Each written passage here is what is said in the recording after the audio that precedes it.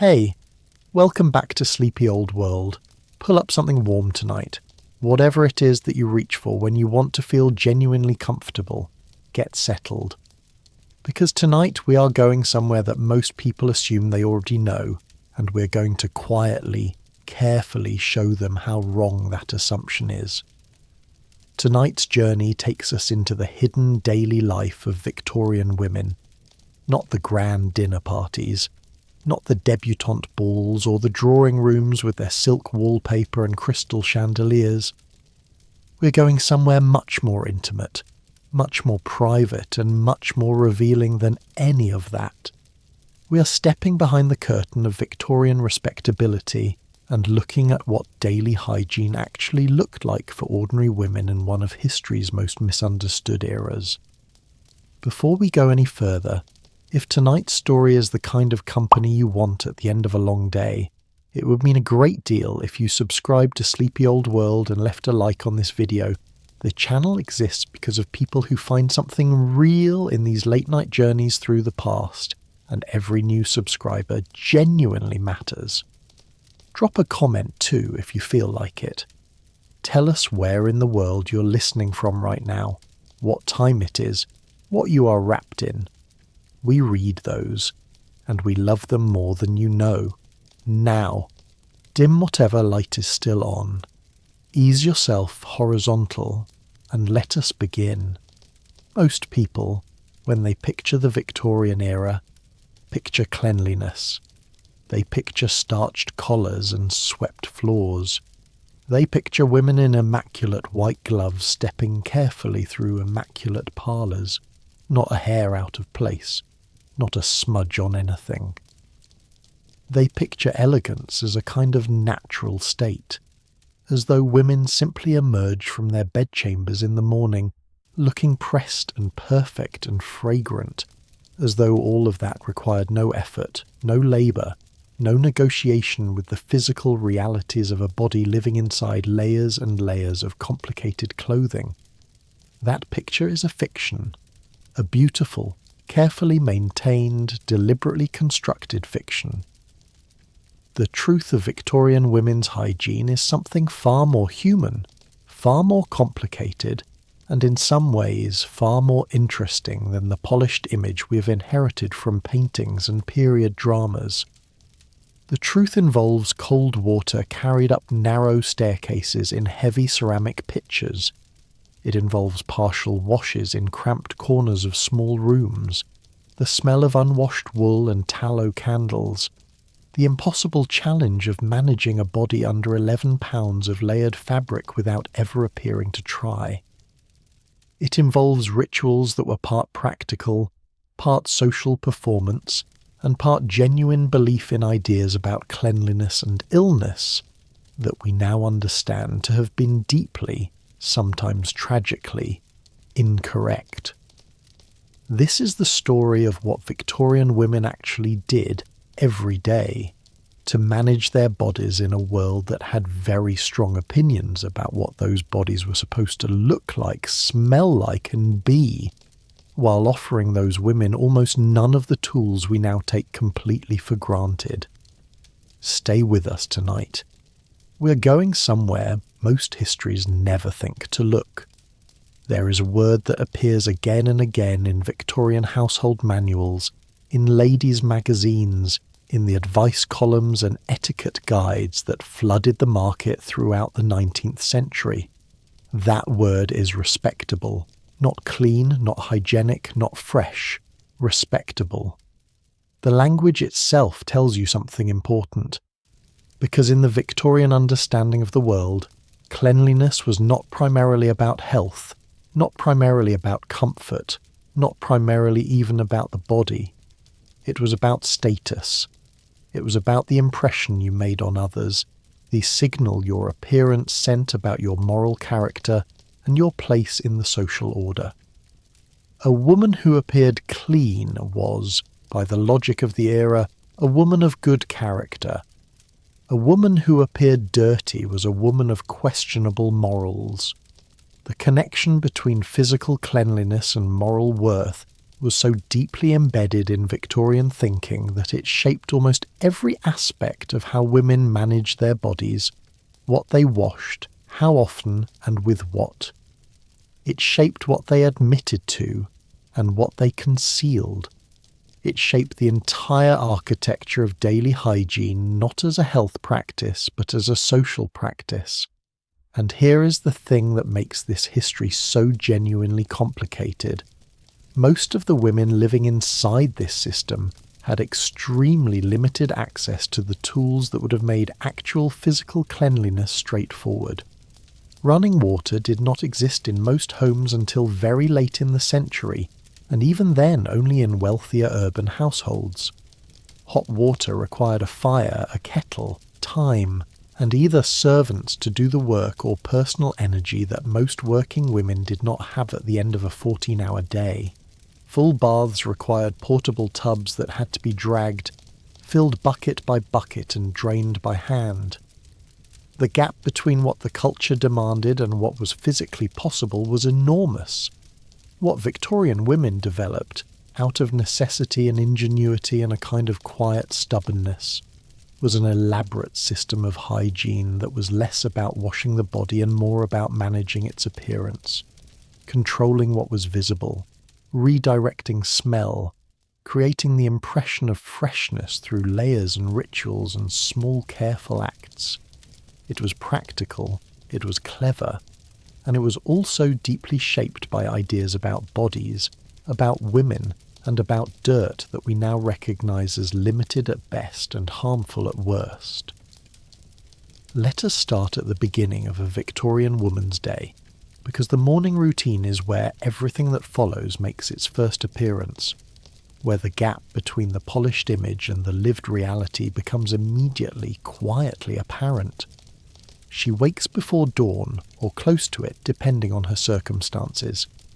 If she is a woman of the middle classes, she has perhaps a servant or two to help with the labour of the household, though in many middle-class homes of the mid-Victorian period, the single domestic servant who came in to cook and clean was a very recent acquisition, something the family aspired to rather than took for granted. If she is working class, she wakes having set the fire herself the night before and left it banked low, coaxing it back to life with her own hands before the house can begin to warm. If she is genuinely poor, the question of fire at all is a negotiation that happens every morning. The first act of the day is not washing. This is worth understanding because it runs so contrary to how we now think about mornings. The first act of the day is the fire, or the coal range if the household has one, then the kettle, then the water, and the water, when it finally exists in warm form, has to be shared across an enormous number of competing needs: cooking, drinking, feeding animals if there are any, and washing, and it has to be chosen between them carefully and intentionally in a way that we never have to think about. By the time a Victorian woman is standing before her wash basin in the morning, she has already made several decisions about the water: how much to heat, whether it is cold water or warm, what it needs to do for the rest of the day, and she is about to make the most personal decision of all: which parts of her body she's going to wash, and how thoroughly and with what. Because a full bath was not the daily expectation, not even close. What Victorian women did in the morning, what they called their morning ablutions, was primarily a partial wash, what a later generation would call a sponge bath or a stand-up wash, and what we might now describe simply as washing the parts that showed and the parts that most needed attention. The face, the neck, the hands, and the parts of the arms that were likely to be visible, the underarms, sometimes the feet if the day ahead involved walking a great deal, the intimate parts of the body, a careful wash with whatever remained of the warm water. The basin and pitcher set that sat on every Victorian washstand is one of the defining objects of the era, and it is worth spending a moment with it because the object itself tells you a great deal about what washing meant. The pitcher held, on average, 2 to 3 pints of water. That is roughly 1.5 litres.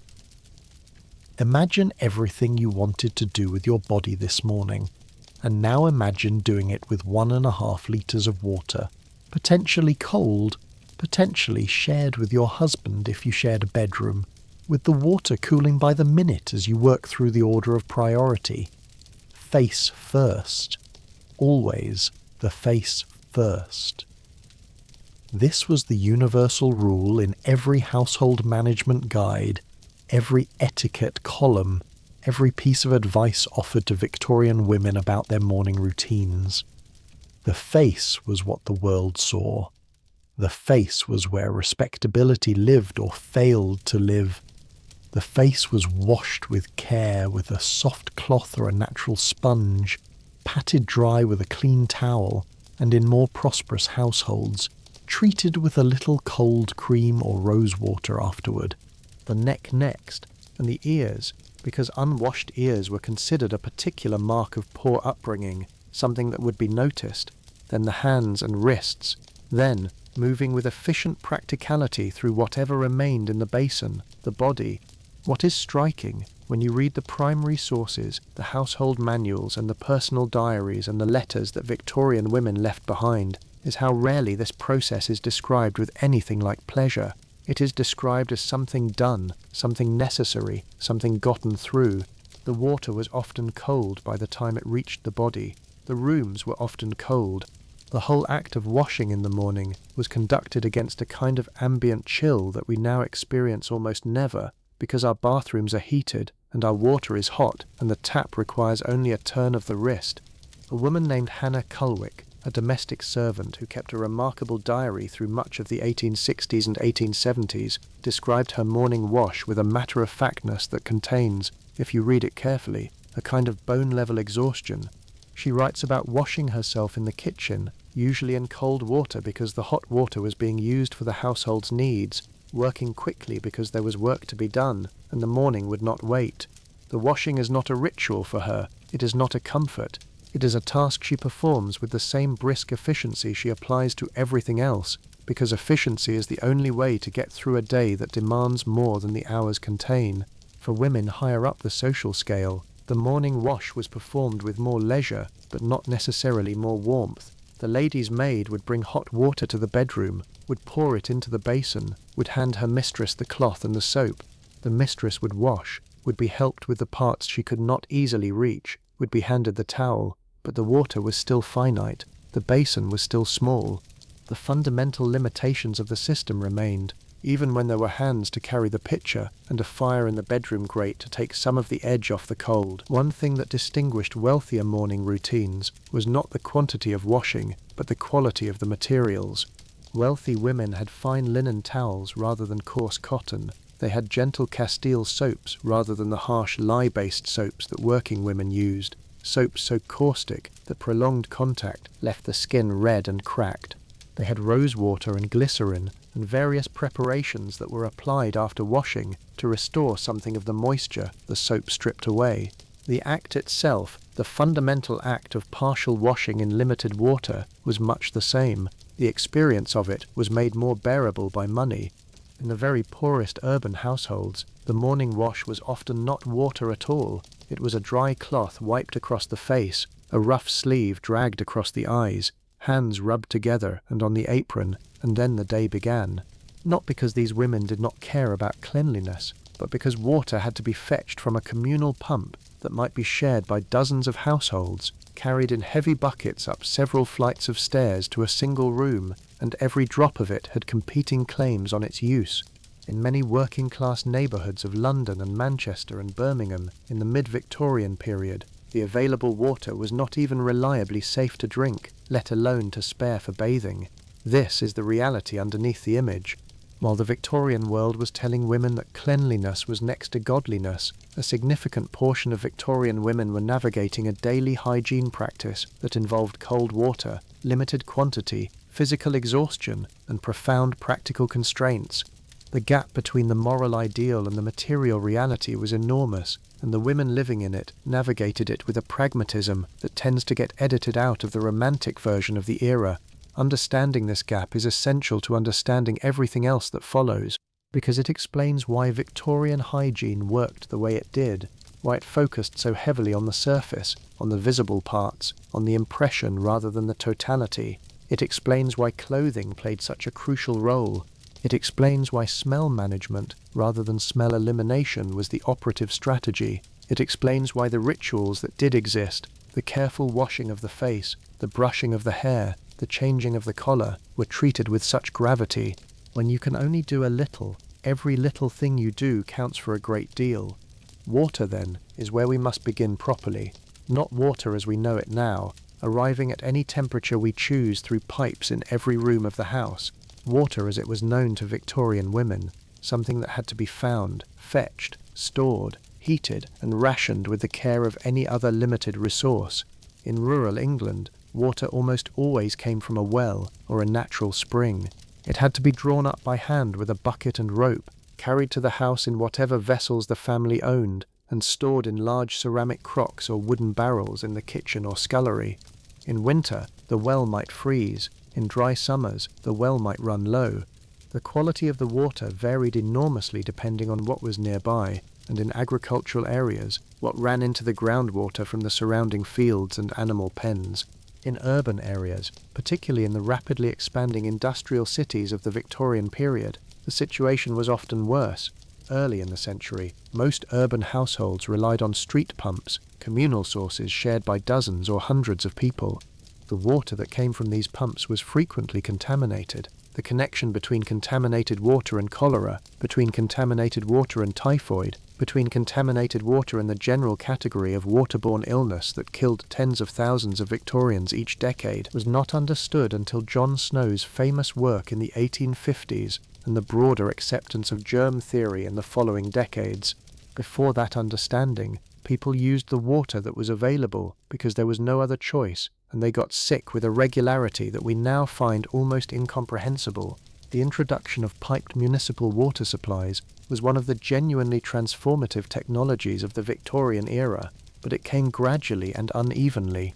London's major sewage and water infrastructure improvements, driven by the disastrous stench of the Great Stink of 1858 and the work of Joseph Bazalgette, began to take effect in the 1860s.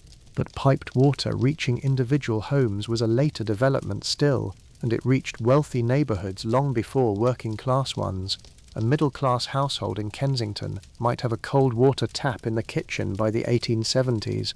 A working-class family in Whitechapel in the 1880s might still be relying on a communal standpipe in the courtyard. Even where piped water existed, it was almost always cold water only.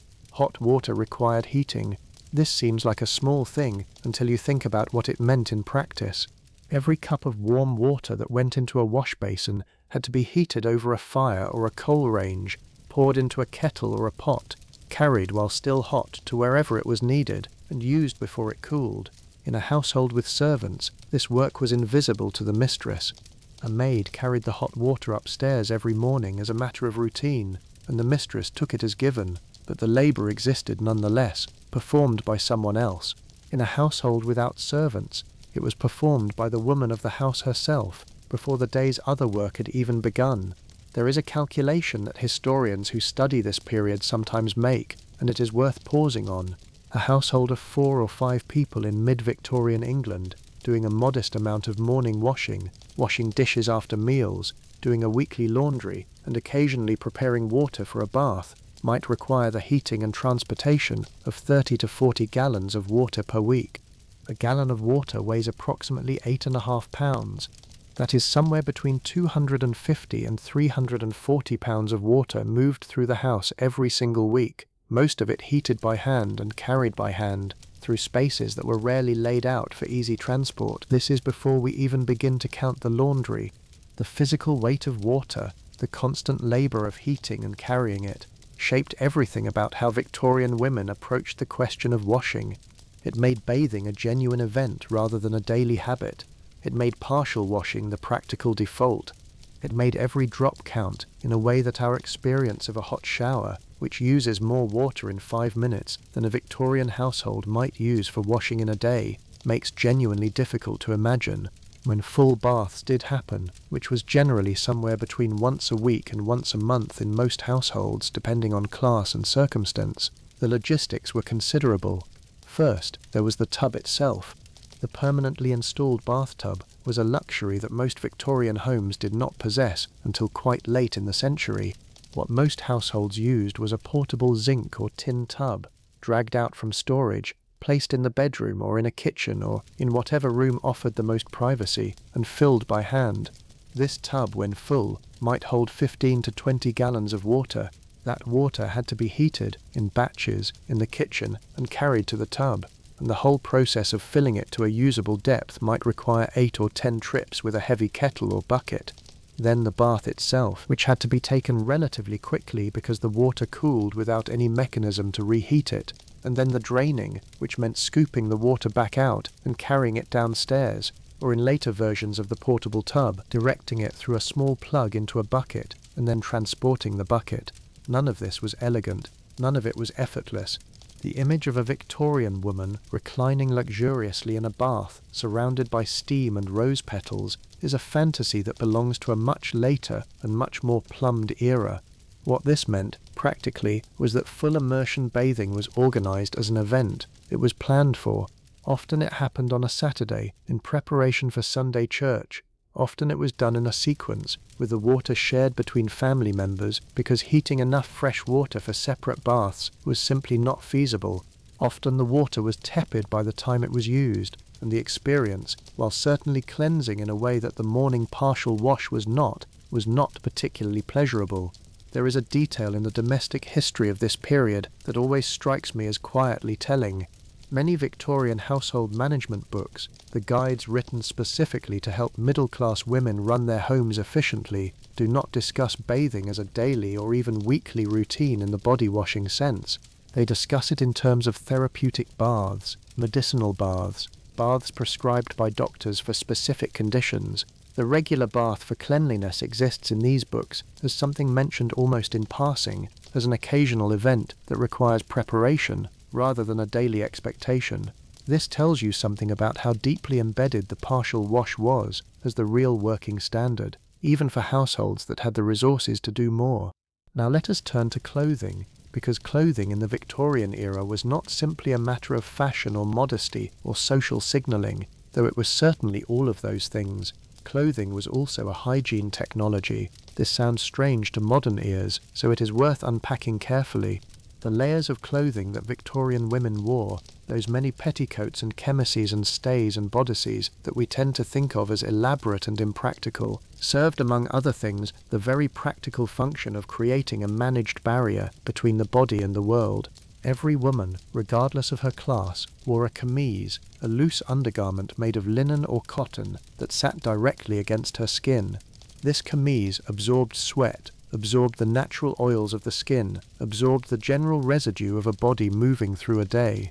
It served, in other words, as something very close to what a modern person expects their clothes to do, but with a crucial difference. In an era when the body itself was difficult to wash comprehensively, the chemise was washed instead. This is a genuinely important distinction. When modern people think about Victorian cleanliness, they tend to think about the outer garments, the dresses and the bodices and the elaborate overskirts, and note correctly that these were not washed very frequently. A dress might go months between washings. This seems dirty until you understand that the dress was not touching the body directly. The chemise was, and the chemise was washed regularly, often weekly if the household could manage it, because it was the garment doing the actual work of cleanliness. The logic of the system was not fundamentally different from our own. We wash our underwear and our undershirts regularly, and wash our outer layers less often. The Victorian version of this logic was simply extended further outward, because the outer layers were more expensive, harder to wash without damage, and made from materials that could not tolerate frequent laundering. The chemise itself was a long garment, usually reaching to mid-calf or knee, made of linen in earlier decades, and increasingly of cotton as the century progressed and cotton became cheaper. It had long sleeves and a round neck, and fit relatively loosely over the body. Women often owned several chemises so that one could be worn while another was being laundered, and the quality and fineness of a woman's chemises was a subtle marker of her class and prosperity. A working woman's chemise was coarse cotton, worn thin from washing and rewashing. A wealthy woman's chemise was fine linen with narrow lace trim, kept pristine by the labour of servants who understood that the items closest to the body required the most attention. Over the chemise went the stays or corset, the most iconic and most contested garment of the Victorian woman's wardrobe. We will return to the corset in detail later, because its relationship to hygiene is genuinely complex, but for now, the key point is that the corset, worn over the chemise, pressed the chemise against the body during the day and helped it do its absorbing work more efficiently. When the corset was removed at night and the chemise changed, the body beneath was revealed, often red-marked from the boning, warm from being enclosed, and thoroughly in need of the wash that the limited water supply made challenging. Over the corset went the crinoline or bustle framework, depending on the decade, and then the petticoats, usually 2 or 3 at minimum and sometimes as many as 5 or 6 in earlier decades, and then the dress itself. Each of these outer layers was made of heavier fabric, often wool or silk or a combination, and each of them served to further insulate the body from the external world. In summer, this layering was simply hot. In winter, it was the primary source of warmth. The question of how a body felt under all of this, how it moved and breathed and sweated, is one that most history books do not linger on. Let us linger. The experience of wearing a full Victorian outfit in warm weather was physically demanding. The corset compressed the midriff and lower chest, altering how the lungs worked and how deeply a breath could be taken. The petticoats added significant weight to every step. The bodice of most Victorian dresses was fitted closely enough that raising the arms above the head was difficult or impossible. The fabric against the arms and neck, if unlined, could be scratchy and stiff, and through all of it, the body continued to do what bodies do. It generated heat, it sweated, it required management. Sweat was dealt with partly by the chemise, partly by a layer of linen or cotton at the underarm area that was sometimes detachable and could be changed more frequently than the dress itself. In wealthier households, ladies' maids would inspect garments after wear and address stains before they set, sponging fabric with a damp cloth, treating spots with dry cleaning preparations made from breadcrumbs, chalk or turpentine. The care of clothing in the Victorian era was itself a significant daily labour, and it was labour directed largely at the goal of making the outer surface of the woman look immaculate, even when the inner layers told a more complicated story. There is something here that repays attention. The whole system of Victorian female dress was engineered to create a specific impression, the impression of effortlessness, of natural elegance, of a woman who simply was neat and fresh and presentable, rather than a woman who had worked hard to appear so. The labour was enormous. The labour was largely invisible. The goal was that it would remain so. One of the least discussed but most significant aspects of Victorian women's hygiene is the management of menstruation, and it deserves far more than a brief mention.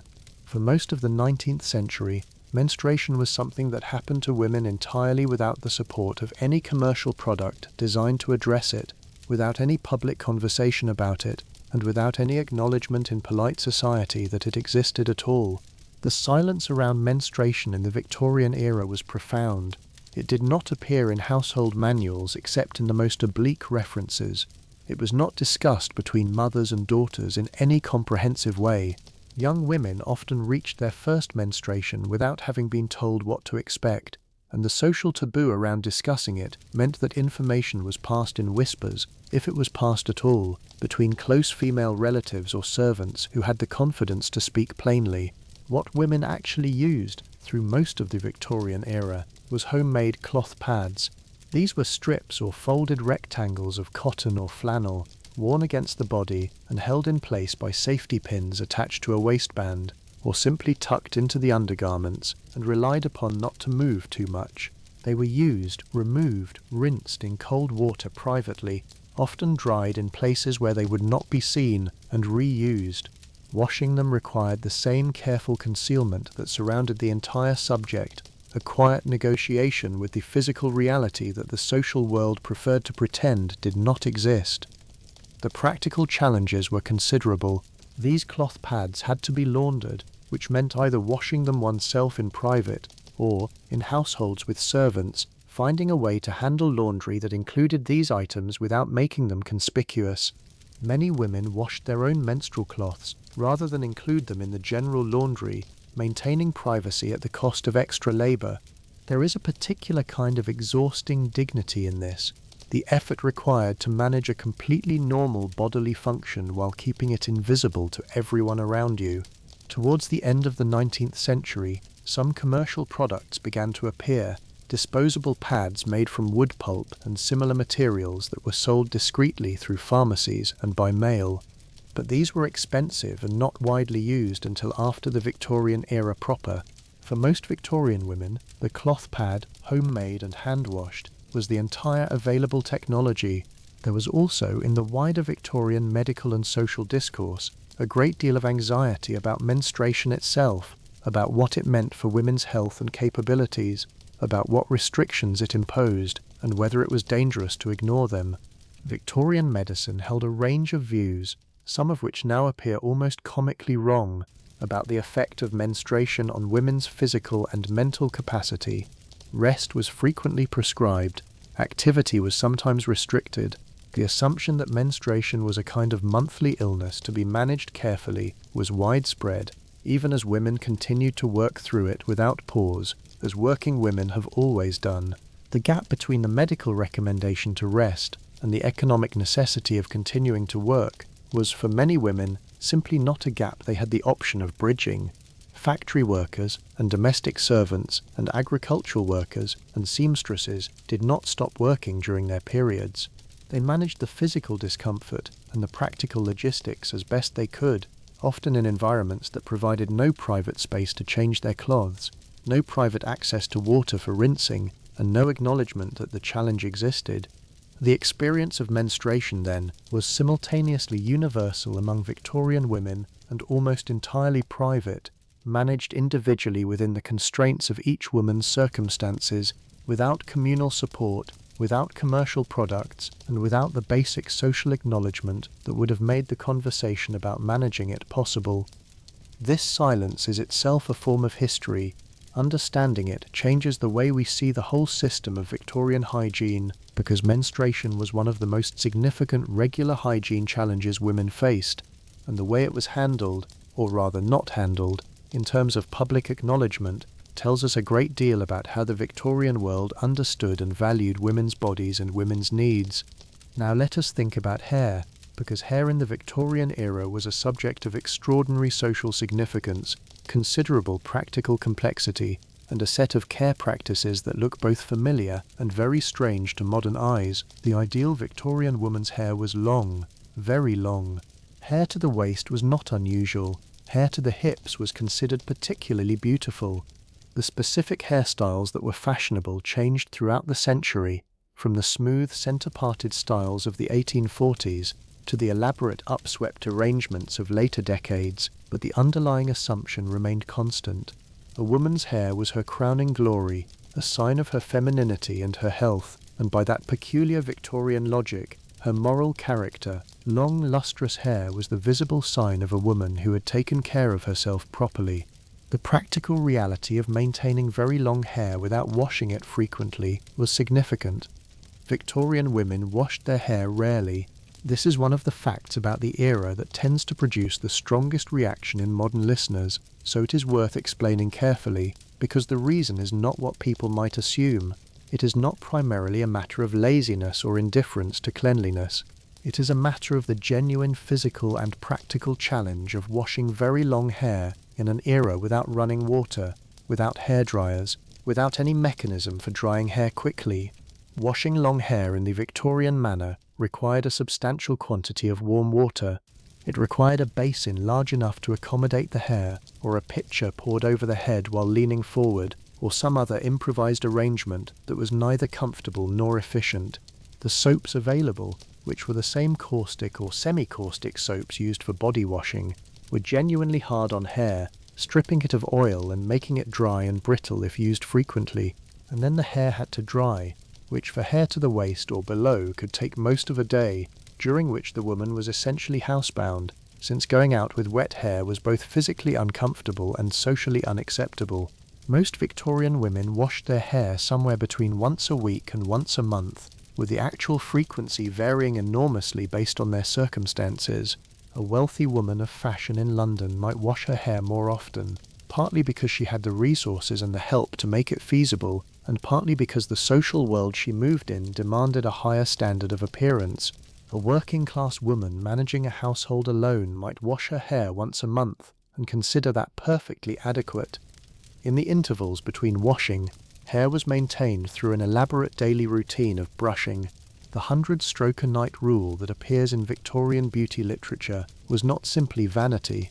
Brushing with a natural bristle brush, usually a boar's hair brush, distributed the natural oils from the scalp along the length of the hair shaft, creating a natural conditioning effect that helped keep unwashed hair looking healthy and controlled the tendency to look lank and dull. The brushing also, and this is the detail that tends to surprise people, served a hygiene function, removing the dust and small debris that accumulated in long hair during a day spent in environments full of coal smoke and street dust, and the general particulate matter of a 19th century urban environment.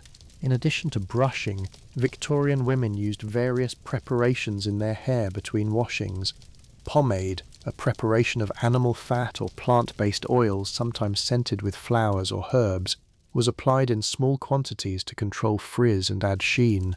Dry shampoos of a kind, preparations of powdered orris root or similar fine powders, were occasionally worked through the hair and brushed out, absorbing some of the accumulated oil and refreshing the scalp. These preparations were available commercially by mid-century, sold through pharmacies and in small shops that specialized in ladies' preparations, and they also circulated through household recipe books as something women made at home. There is a recipe in an 1850s household manual for a hair cleanser made from bran, one of the commonest ingredients in home hair care of the period.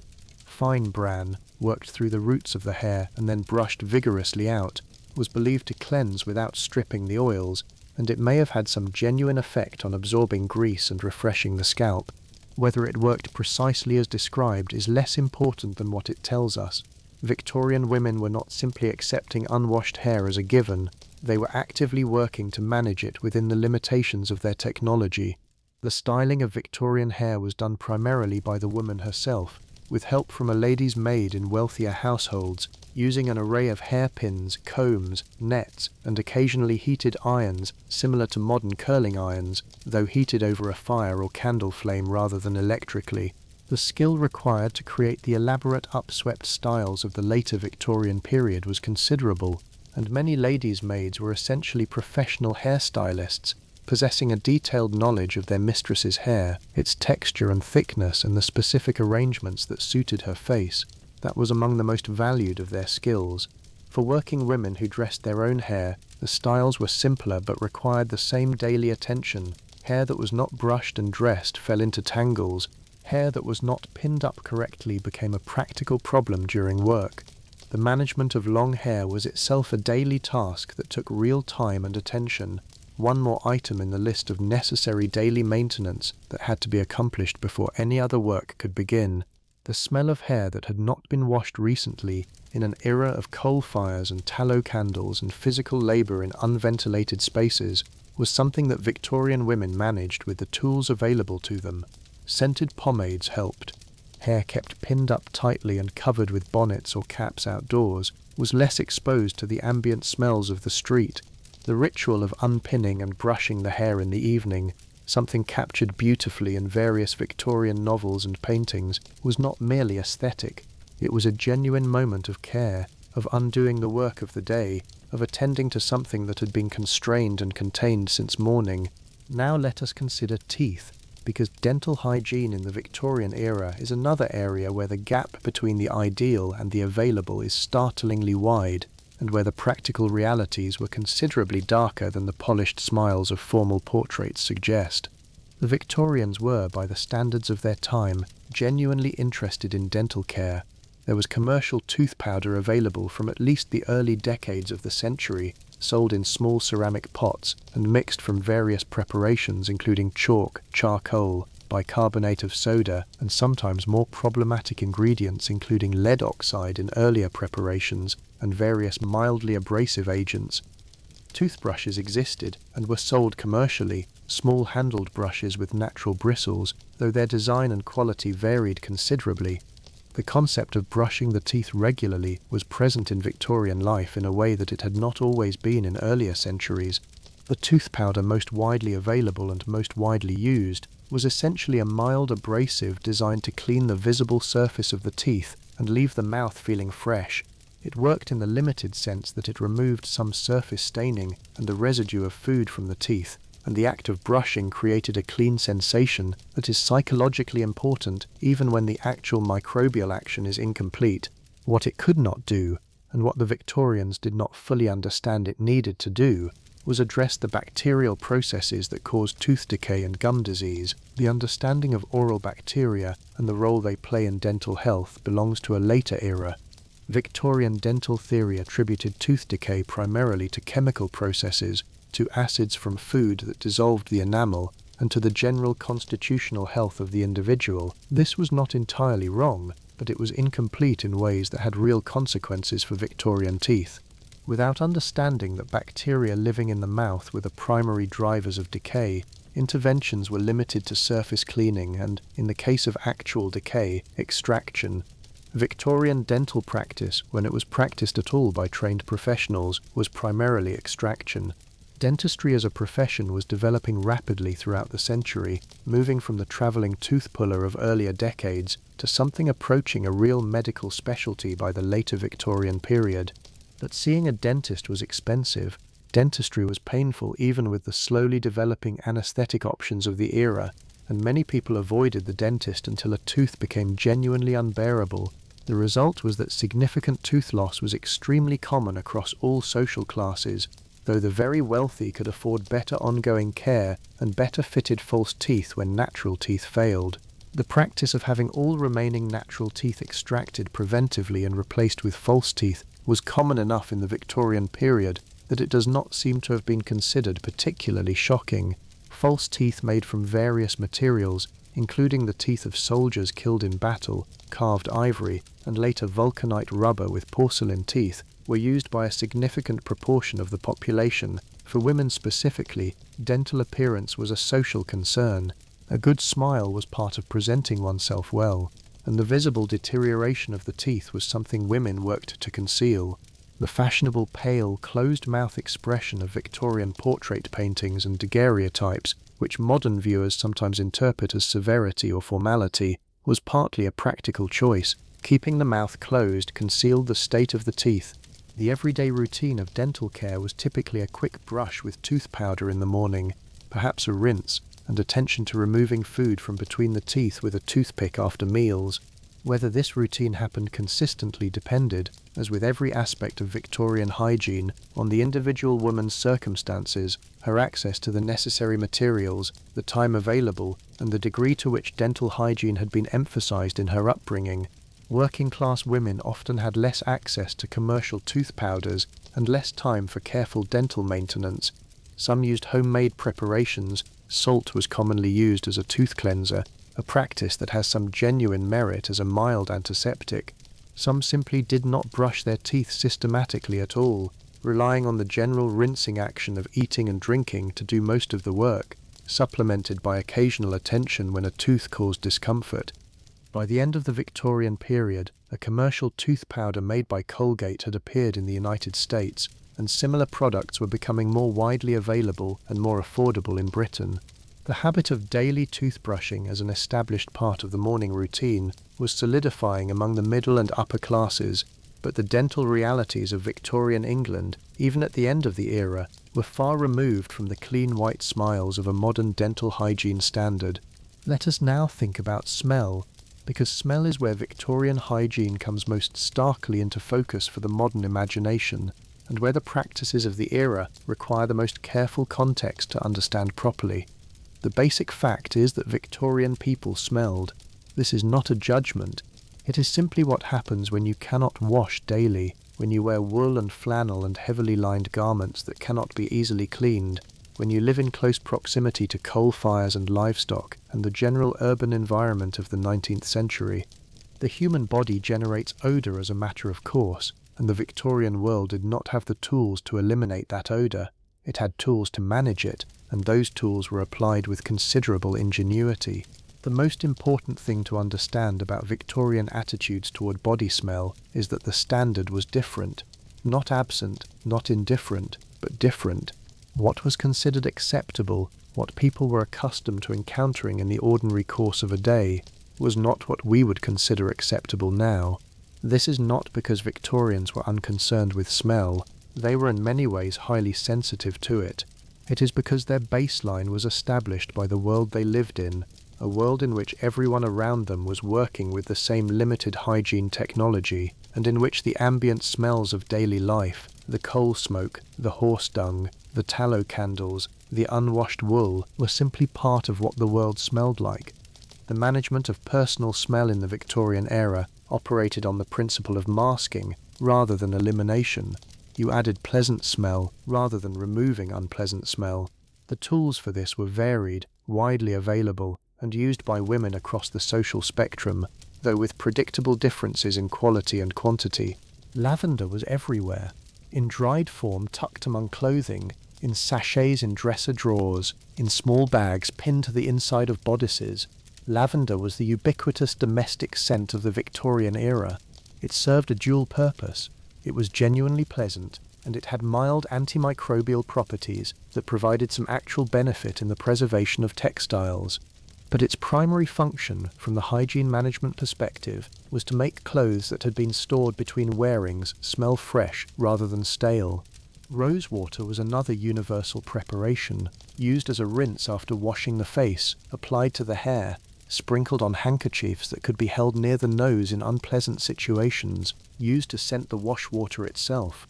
The association between roses and femininity in the Victorian period was partly aesthetic and partly practical. Rosewater was one of the simplest and most pleasant available tools for managing personal smell. Eau de cologne, which had existed since the 18th century, became increasingly widely available and affordable through the Victorian period, and it was used by women as a daily freshener applied to the wrists and throat and the front of the dress. Unlike modern perfume, which is designed to be a fragrance in its own right, eau de cologne in its original Victorian use was closer to what we might call a deodorant in concept, a refreshing preparation applied to the body to counteract the smell of perspiration. Its alcohol content provided some genuine cleaning and bacteriostatic effect, making it slightly more than pure masking, though far less effective than any modern antiperspirant. Commercially manufactured perfumes, which became more widely available as the century progressed, and as synthetic fragrance compounds began to supplement the purely natural preparations, were used by women who could afford them to create a consistent personal scent. A woman who always wore the same perfume was, in a sense, creating an olfactory identity, and this was understood and deliberate. The perfume was part of the presentation of self, part of the managed impression that was the daily project of Victorian femininity. What was not available was anything resembling a modern deodorant or antiperspirant. These products belong to a later era, developed in the early 20th century. In the Victorian period, the underarm area was addressed by the chemise, which absorbed sweat, and by the occasional application of vinegar or other mild acidic preparations that reduced bacterial growth and therefore reduced odour. Some household guides of the period recommend washing the underarms, specifically with these preparations, after exercise or on warm days. It was acknowledged, quietly and practically, that certain areas of the body were more prone to odour and required specific attention. The management of body smell was, like every other aspect of Victorian hygiene, shaped by class and circumstance. A wealthy woman could afford French perfume and rosewater and fresh linen changed daily. A working woman in a factory could not. The social world's requirement that women smell pleasant was applied equally across class lines, but the resources available to meet that requirement were distributed extremely unequally. This created a quiet but persistent source of social anxiety for women of modest means. One more area where the gap between expectation and means was painfully apparent. It is worth noting that the Victorian period also saw a significant shift in ideas about smell and its relationship to disease, a shift that ultimately changed the entire approach to hygiene in ways that were only beginning to be felt by the end of the century. The miasma theory, which held that bad smells were themselves the cause of disease, rather than just an unpleasant accompaniment to it, was the dominant medical paradigm for much of the century. Under this theory, the smell of decay, of sewage, of swamp gas, of concentrated human habitation was believed to carry disease directly, to enter the body through the nostrils and cause fever and illness and death. This theory was wrong about the mechanism, but its practical recommendations, clean the streets, improve drainage, ventilate buildings, improve air quality, overlapped sufficiently with what actually needed to happen that acting on it produced real public health improvements. The Great Stink of 1858, which arose from the Thames carrying the concentrated sewage of millions of Londoners and made the Houses of Parliament briefly unusable, was a miasma theory crisis that motivated the infrastructure improvements that actually needed to happen for entirely different reasons. The theory was wrong, but in this case the action it motivated was right. At household level, miasma theory meant that Victorian women had a specific domestic motivation for vigilance about smell. A house that smelled bad was believed to be a house that was dangerous to health.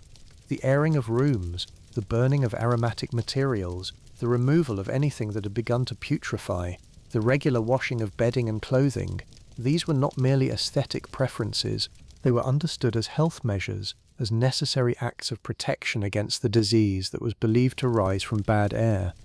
This belief did not simply vanish when germ theory began to take hold in the 1860s and 1870s.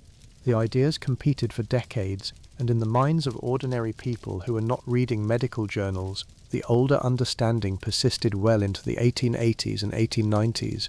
The practical housekeeping habits that miasma theory had encouraged, the ventilation and the cleaning and the attention to smell, did not disappear when the theory was discredited. They had become embedded in domestic practice, and many of them had genuine merit regardless of the theoretical framework that had initially generated them. Let us now consider the role of servants in the whole apparatus of Victorian female hygiene, because servants are essential to understanding how the upper and middle classes maintained their standards, and because the experience of servants themselves illuminates what happened to women who were providing the labour rather than receiving its benefits. A lady's maid in a Victorian household held a position of peculiar intimacy with her mistress. She was present for the most private moments of the woman's day.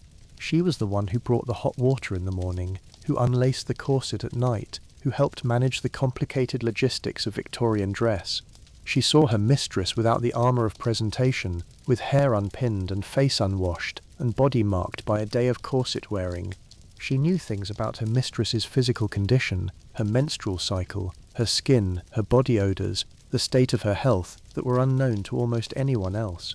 This intimacy was functional and necessary, and it was also carefully bounded by the conventions that maintained the proper distance between employer and employee. The lady's maid knew everything about the physical reality of her mistress, and was expected to say nothing, to acknowledge nothing, to maintain with professional discretion the fiction that her mistress's appearance was effortless and natural. She was in possession of the most intimate knowledge while being invisible. The work she did in support of her mistress's hygiene was substantial. Every morning, bring hot water, help dress the hair. Every evening, help undress, assist with the evening wash, prepare the room for sleep. Between those bookends, maintain the wardrobe, spot clean garments that had been worn, attend to the lady's hair and dress if there was a change for an afternoon engagement, prepare any preparations the lady used for her skin or hair, do the mending, know where every item was stored and what state it was in, manage the laundry as it related to her mistress's personal garments. She was, in the most fundamental sense, the person who made the impression of effortless cleanliness possible, and she was also the person whose own hygiene existed at the opposite end of every scale. Ladies' maids typically slept in attic rooms with minimal heating. They washed themselves in cold water in basins without the luxury of having a servant to carry the hot water. They ate less well than their employers. They worked longer hours. Their own physical maintenance was accomplished in the margins of time left over after their employers' needs were met, and there were not many margins. There is a kind of structural irony in the position of the lady's maid that runs through the whole history of Victorian domestic service. The more skilled she became at maintaining her employer's presentation, the more invisible she was required to be. Her expertise was acknowledged by being employed, and denied by being treated as if the work she did was not work but nature. Below the lady's maid in the household hierarchy were the housemaids, whose hygiene-related duties were different in character, but no less significant. Housemaids were responsible for the physical maintenance of the house itself, the daily work that the Victorian domestic standard required. They emptied and cleaned the chamber pots every morning. They carried the coal and laid the fires. They changed the bedding. They cleaned the rooms. They carried water up and down stairs dozens of times a day. Their relationship to the question of cleanliness was not personal but environmental. Their job was to keep the house clean while going largely unseen themselves. The irony here is similar. The housemaid was the person who maintained the standard of cleanliness that made the Victorian household respectable, and she was expected to do this invisibly, to disappear from rooms when family members entered them, to move through the house like a ghost leaving cleanliness in her wake. Her own body, her own appearance, her own physical condition after a 12 to 14-hour day of physically demanding work was simply not part of the picture that the household wanted to present. For servants, the luxury of the elaborate hygiene routines that their mistresses enjoyed was simply not available. They washed when they could, changed when they could, brushed their hair quickly in the morning without a lady's maid to help them dress it properly. The annual wage of a housemaid in the mid-Victorian period would not have covered a single bottle of the French perfume her mistress used daily. The gap was total, and the system was designed to maintain it. Understanding this dimension of Victorian hygiene is important because it reveals the degree to which the cleanliness of the upper classes was not achieved by those women themselves, but by the labour of women who did not share in its benefits. The beautiful presentation of the Victorian lady was produced by an invisible infrastructure of domestic service, and the women who provided that service lived with very different physical realities than the histories of the period typically describe. The laundry deserves its own lengthy consideration because it was one of the most significant regular labour events in any Victorian household, regardless of class, and because its relationship to hygiene was direct and important. Clean clothes, particularly the undergarments that did the actual work of managing the body's output, required washing, and washing in the Victorian era was a physical ordeal. A Monday morning laundry in a Victorian household of modest means involved first the sorting of the clothes, which had been accumulating for the week in a laundry basket, then the soaking of the most soiled items overnight on Sunday, then the actual washing, which required large quantities of hot water, a washboard, strong soap, and hours of physical labour. The water was heated in a copper boiler over a fire. The clothes were plunged in and worked against the washboard with scrubbing motions, pulled out, put through a mangle if the household had one, hung to dry, brought back in when dry, and then ironed with heavy flat irons that had been heated on the fire and required careful management to get the right temperature without scorching the fabric. The whole process, from soaking to ironing, could take 2 full days, sometimes more if the weather was not cooperating for drying. It was done primarily by women, either by the mistress of the house herself in households too small to employ servants, or by a washerwoman who came in specifically for the task, or by the household's domestic servants, depending on the size and means of the establishment. The physical demands were considerable, carrying heavy wet laundry, wringing water from large garments by hand, standing at the washtub for hours in the steam and the heat, lifting and carrying the heavy flat irons without burning oneself. All of this was work that used the whole body and left it exhausted. Washerwomen, women who took in laundry professionally, often worked 6 days a week doing this labour and suffered accordingly from joint damage, burns, and the general physical deterioration of a career spent in physically extreme conditions. The chemises and petticoats, the flannel petticoats particularly, which were worn through the winter as an insulating layer, required the most vigorous treatment to clean because they had absorbed the most. The outer garments, the dresses and bodices, were carefully sponged and pressed between wearings and sent to the laundress far less often, partly because of the physical delicacy of the more expensive fabrics, and partly because the process itself was so hard on cloth that frequent laundering shortened the life of any garment significantly. Lace and fine linen were washed separately, with great care, using gentler soaps and cooler water. They were pinned out to dry in their correct shape. They required hours of careful attention because a ruined piece of lace was a genuine financial loss. The care given to these fine items, the careful washing and starching and ironing, represented the most skilled end of the laundry process, and it was work that required experience and knowledge to do without causing damage. Stain removal was its own specialized knowledge. Different stains required different treatments, and Victorian household manuals carried extensive tables of remedies for every possible staining agent. Blood was treated with cold water immediately, never hot, because heat sets protein stains. Ink was treated with milk or with specific preparations. Grease was treated with chalk or fuller's earth, applied dry to absorb the oil before washing. Iron mold was treated with lemon juice and sunlight. The woman who ran a household, or who managed its laundry, needed to know all of this and to act on it quickly, because a stain allowed to set in fabric was much harder to remove and might result in the permanent ruination of a garment. The clean laundry, once washed and dried and ironed, was the most direct evidence of the household's cleanliness and therefore of its respectability. Clean, well-ironed clothes were the signal that the system was working. They were the visible output of enormous invisible labour, and they were understood as such. A woman in clean, well-maintained clothes was a woman whose household was functioning properly. A woman in stained or poorly maintained clothes was a woman who had failed to manage something that society expected her to manage. The symbolic weight of clean laundry in the Victorian moral economy was considerable. It was one of the clearest examples of the way that the private labour of domestic maintenance was transformed, through its results, into a public statement about character and competence and class.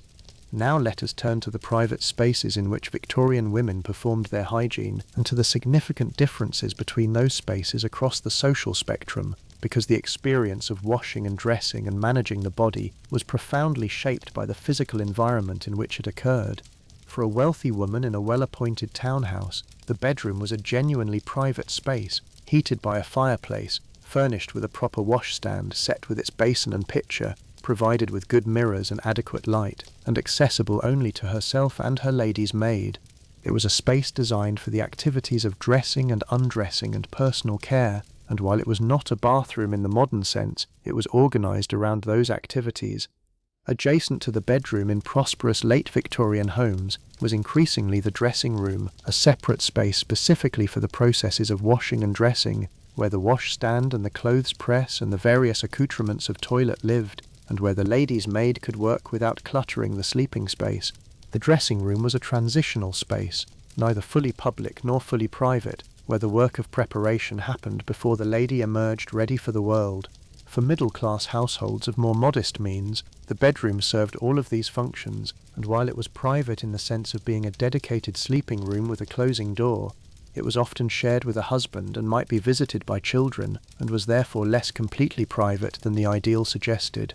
For working-class women, private space for hygiene was frequently simply absent. In the dense urban housing of the Victorian period, working-class families often occupied a single room, or at most two rooms, in a tenement building where several families shared a floor, and where the bathroom, if it existed at all in the building, was a communal privy in the yard. Washing happened at the kitchen table, or in the kitchen sink, in whatever space and privacy could be managed within a living area where several people might be sleeping, and where the demands of cooking and childcare and working from home in various forms competed for every square inch. The absence of private space was not only practically difficult, it was also socially significant. The ability to manage the body's needs privately, without being observed, was itself a form of social distinction in the Victorian world. Privacy was a privilege that cost money and required space, and the women who had least of it were also the women who had fewest resources for managing their hygiene effectively in any other way. Public bathing facilities existed as an alternative for working-class women who could not bathe at home, but their accessibility and their affordability varied. The public bathhouses that were built in many Victorian cities from the 1840s onward, often as part of philanthropic projects aimed at improving the health of the urban poor, offered baths at a small charge, sometimes as low as a penny for a cold bath or a few pence for a warm one. These facilities were genuinely used, and contemporary accounts suggest that women who visited them often spoke of the experience with real pleasure as a genuine luxury that their own circumstances could not regularly provide.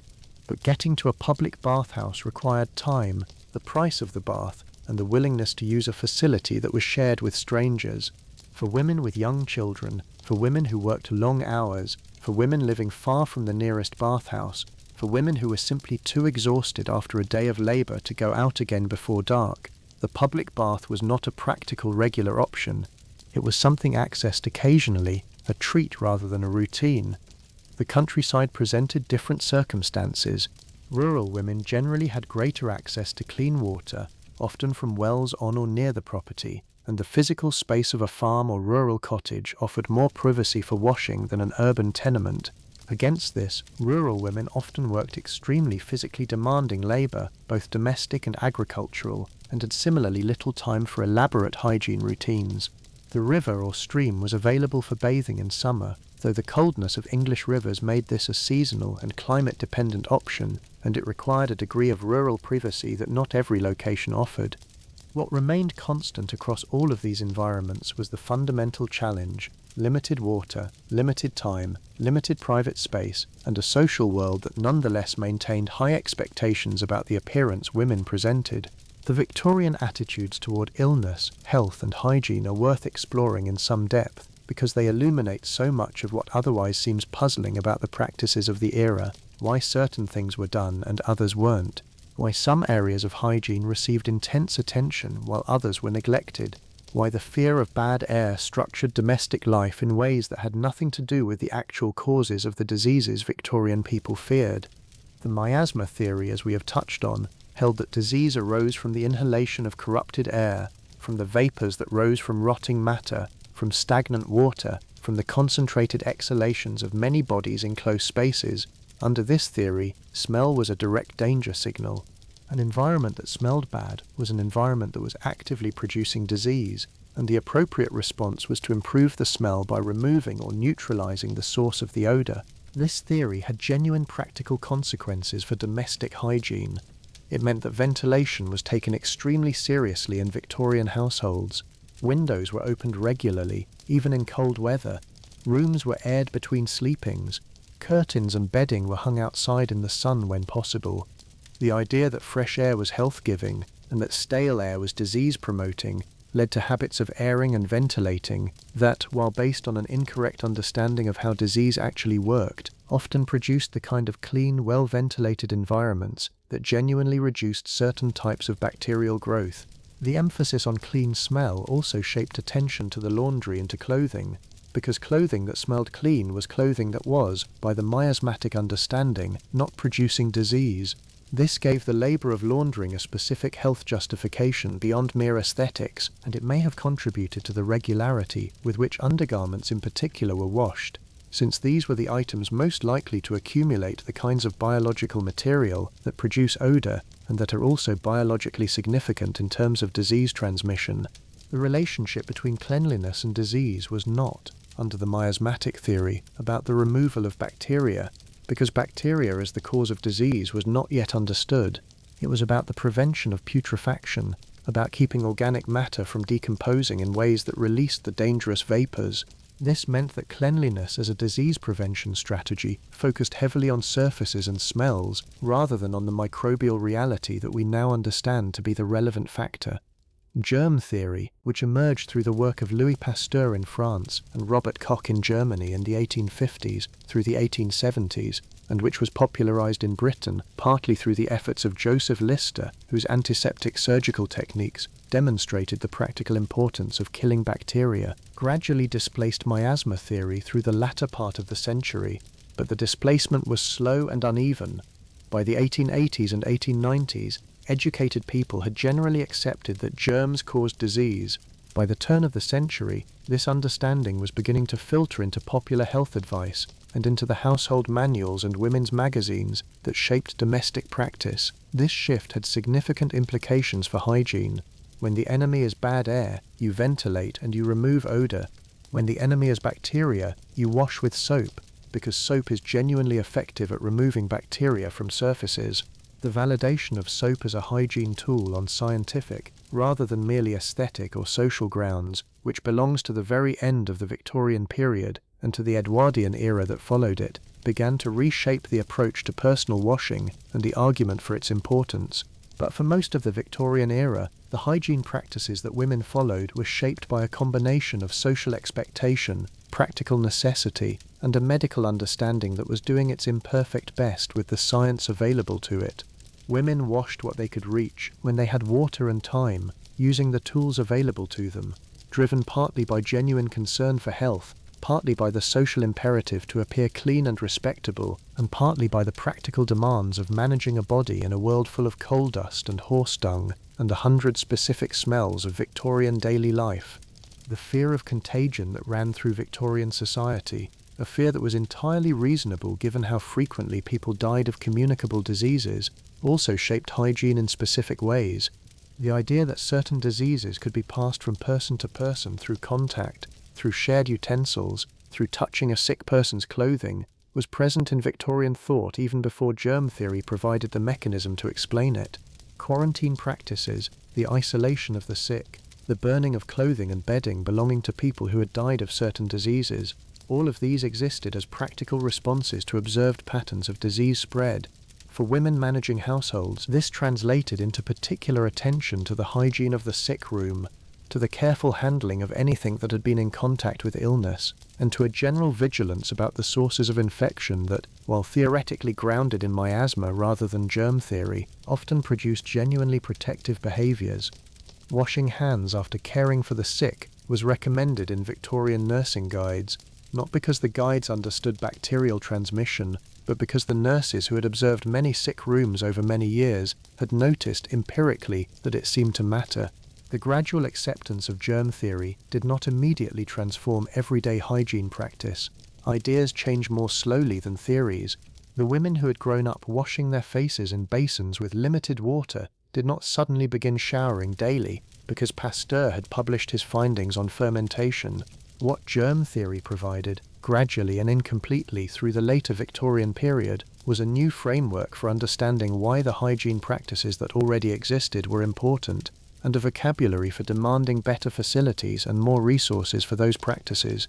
The public health reformers of the late Victorian period, the doctors and social investigators and campaigning journalists who exposed the sanitary conditions of working-class housing, were drawing on germ theory to argue for specific improvements: piped water, proper drainage, sewage systems, ventilated housing. These improvements would eventually transform the daily lives of working-class women in ways that had enormous implications for their health and for the practical possibility of personal cleanliness. But the transformation was slow, partial, and unevenly distributed across the century. There is a pattern that runs through the whole history of Victorian women's hygiene, and it is worth naming directly: the gap between expectation and possibility. Society demanded that women appear clean, appear fresh, appear effortlessly well-maintained. Society provided, to most women, very limited resources for achieving any of those things. The solution that emerged was not honest acknowledgement of the gap, but rather a set of practices designed to manage the surface, to create and maintain impressions, to use every available tool, from lavender sachets to clean collars to carefully maintained hairstyles, to project the appearance of cleanliness without necessarily achieving the underlying reality. This is not a criticism of Victorian women. It is an observation about the system they were operating within. The creativity and ingenuity with which they navigated that system, developing elaborate routines and shared knowledge and improvised solutions to genuinely difficult practical problems, is worthy of respect rather than condescension. They were not primitive or ignorant. They were working with what they had, in a world that gave them less than it demanded of them, and they developed sophisticated strategies for managing that imbalance. Understanding this changes the way we see the Victorian world. The woman we admire in the portrait, perfectly composed, immaculately dressed, not a hair out of place, is not showing us effortlessness. She is showing us the result of enormous effort, much of it invisible, some of it her own, much of it the labour of women whose names we do not know and whose faces do not appear in the paintings. She is showing us a performance of cleanliness that required skill and work and ingenuity to maintain. And behind the performance is the reality: the cold water in the morning basin, the quick partial wash accomplished before the house began its demands, the corset that would leave red marks by evening, the hair brushed rather than washed, The collar changed rather than the dress, the lavender tucked in the drawer to make the stored clothes smell fresh, the cloth that managed a monthly reality that could not be spoken of, the teeth maintained as well as the available tools allowed, the smell managed with rosewater and lavender and whatever was available, the body negotiated with daily in the context of a world that simultaneously required it to be presented immaculately and gave it almost none of the tools necessary to achieve that immaculacy.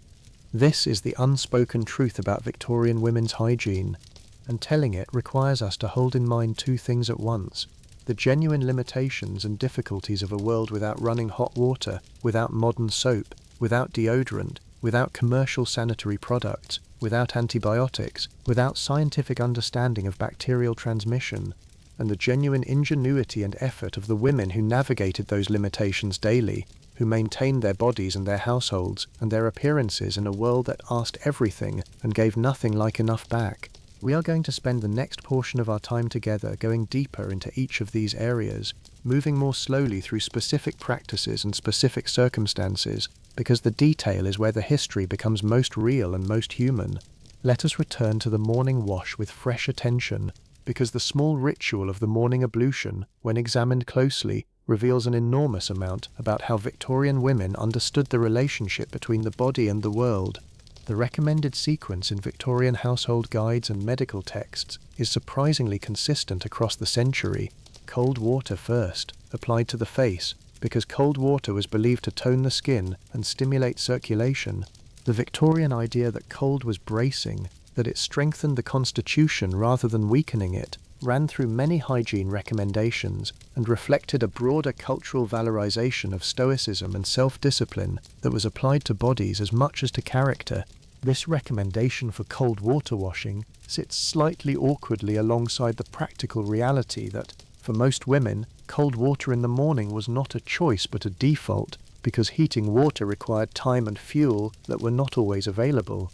The medical endorsement of cold washing may have partly reflected a retrospective justification of the practice that most women were already following out of necessity. Cold water was not merely recommended, it was the available option, and the household guides made the best of that by insisting it was also the correct one. The soap used for morning face washing in Victorian households varied considerably in quality and composition. In earlier decades, the soaps most readily available were relatively harsh, made from animal fat and potash or soda, with a high pH that could be stripping to the skin. As the century progressed, milder soaps became more widely available, including Castile soap made from olive oil, which had a more gentle action and was specifically recommended for use on the face.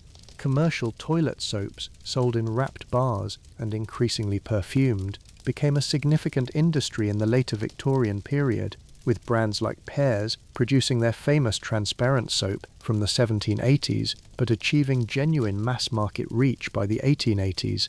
Pears soap is worth a small digression because its advertising campaign in the 1880s and 1890s represents one of the early examples of soap being marketed not just as a practical cleaning agent, but as a product associated with refinement, with social aspiration, with the very idea of cleanliness as a moral and social value. The famous Pears advertisements used images of clean, healthy children and dignified women to associate the product with everything the Victorian middle classes valued. The message was clear: clean people use this soap, and this soap will make you a clean person, and being a clean person is what you should want to be. The relationship between soap manufacturers and the Victorian ideology of cleanliness was mutually reinforcing in interesting ways. Soap companies benefited from the moral framework that made cleanliness seem urgently necessary.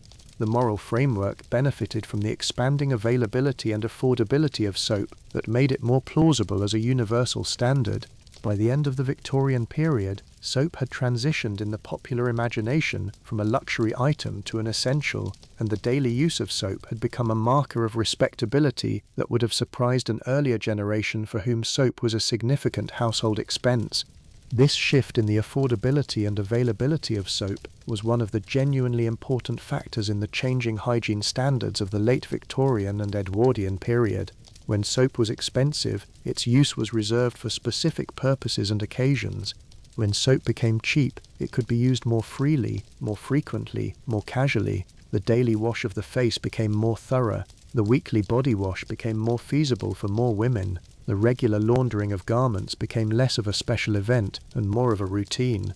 The material history of soap is in a real sense part of the history of hygiene.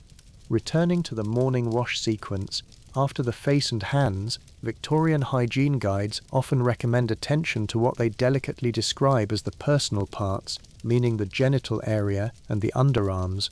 The specific recommendations vary, but the underlying principle is consistent. These areas, which are most prone to odor and most important for comfort and health, require attention even when a full bath is not possible. The underarms in particular became the focus of increasing attention in later Victorian hygiene writing. The connection between underarm odor and social acceptability was well understood, and while the available tools for addressing it were limited compared to modern antiperspirants, they were not negligible. Vinegar applied with a cloth was a common recommendation, partly for its mild deodorizing effect, and partly because its acidity inhibited the bacterial growth that produces body odor. Some household guides recommended a specific daily washing of the underarms with soap and water, a recommendation that treated this area with the same daily attention given to the face rather than including it in the weekly full wash. There is something quietly significant about the gradual disaggregation of hygiene by body part in Victorian medical and household writing. The way that specific areas of the body were identified as requiring specific frequencies of attention, with the visible areas most frequently addressed, and the less visible areas addressed on a schedule related to practical feasibility and social impact. This system was not arbitrary. It reflected a genuine prioritization under conditions of limited resources. It was a rational response to an irrational situation, an attempt to do as much as possible with very little. The evening wash, when it happened, was often a more thorough version of the morning one, a chance to address the accumulation of the day before sleep. Victorian medical opinion was divided on whether the morning or the evening was the better time for the main wash of the body, with proponents of morning washing arguing that it stimulated the circulation and prepared the body for the day, and proponents of evening washing arguing that it removed the residue of the day and prepared the body for restful sleep. In practice, most women who washed once a day did so in the morning, when the ritual was most integrated into the established routine of the household. Evening washing, when it occurred, was integrated into the ritual of undressing that ended the day, the removal of the corset and the outer garments, and the putting on of the nightgown. As the layers came off, opportunities arose for attending to areas that had been inaccessible during the day, the torso freed from the corset's grip, the feet finally bare, a basin of water if one could be managed, a cloth, the careful attention to the places that had been enclosed all day. This was sometimes described in the household guides as refreshing and conducive to sleep, and the description has the ring of something that was genuinely true, the relief of removing the day's layers and washing away some of their residue before the body was finally allowed to rest. For women who shared a bedroom with a husband, the evening wash required a degree of modesty management, the careful negotiation of privacy within a shared space that the limited housing of the era made necessary. Many Victorian bedrooms had a screen, a folding wooden or fabric screen that could be positioned to provide a degree of visual privacy while the occupant performed their ablutions without the structural separation of a separate dressing room or bathroom. This screen appears frequently in descriptions and illustrations of Victorian bedrooms, and its function was precisely this: to create a small zone of privacy within a space that was not otherwise private. The question of modesty during hygiene routines was more significant than it might appear to modern readers, because the Victorian understanding of modesty applied not only to public presentation but to private behaviour. A respectable woman was expected to be modest even in her own home, even in her bedroom, even in front of her husband. The degree to which bodily functions and bodily care were performed openly or concealed within the marriage relationship varied enormously, and the evidence suggests that many Victorian marriages involved a significant degree of physical modesty, even in intimacy, a carryover of the general cultural expectation that the body and its management were private matters. What this meant in practice for hygiene was that the evening wash, the attention to personal areas, the management of menstruation, all of these were often accomplished with a maximum of discretion and a minimum of visibility, even when the only audience was a husband who had seen the same woman every day for years. The habits of modesty were deeply ingrained, and they shaped the hygiene routine as much as the practical constraints of water and time. Let us think now about the specific challenges of managing a Victorian woman's wardrobe as a hygiene system, because the relationship between the garments and the body they covered was a practical and somewhat intimate one that required daily attention and periodic, more intensive maintenance. The chemise, as we have discussed, was the garment that did the primary hygienic work, but beyond the chemise, the corset presented its own hygiene challenges. The corset was worn against the chemise, and the combination of the two created an enclosed environment against the torso that, over a day of wearing, accumulated warmth and moisture.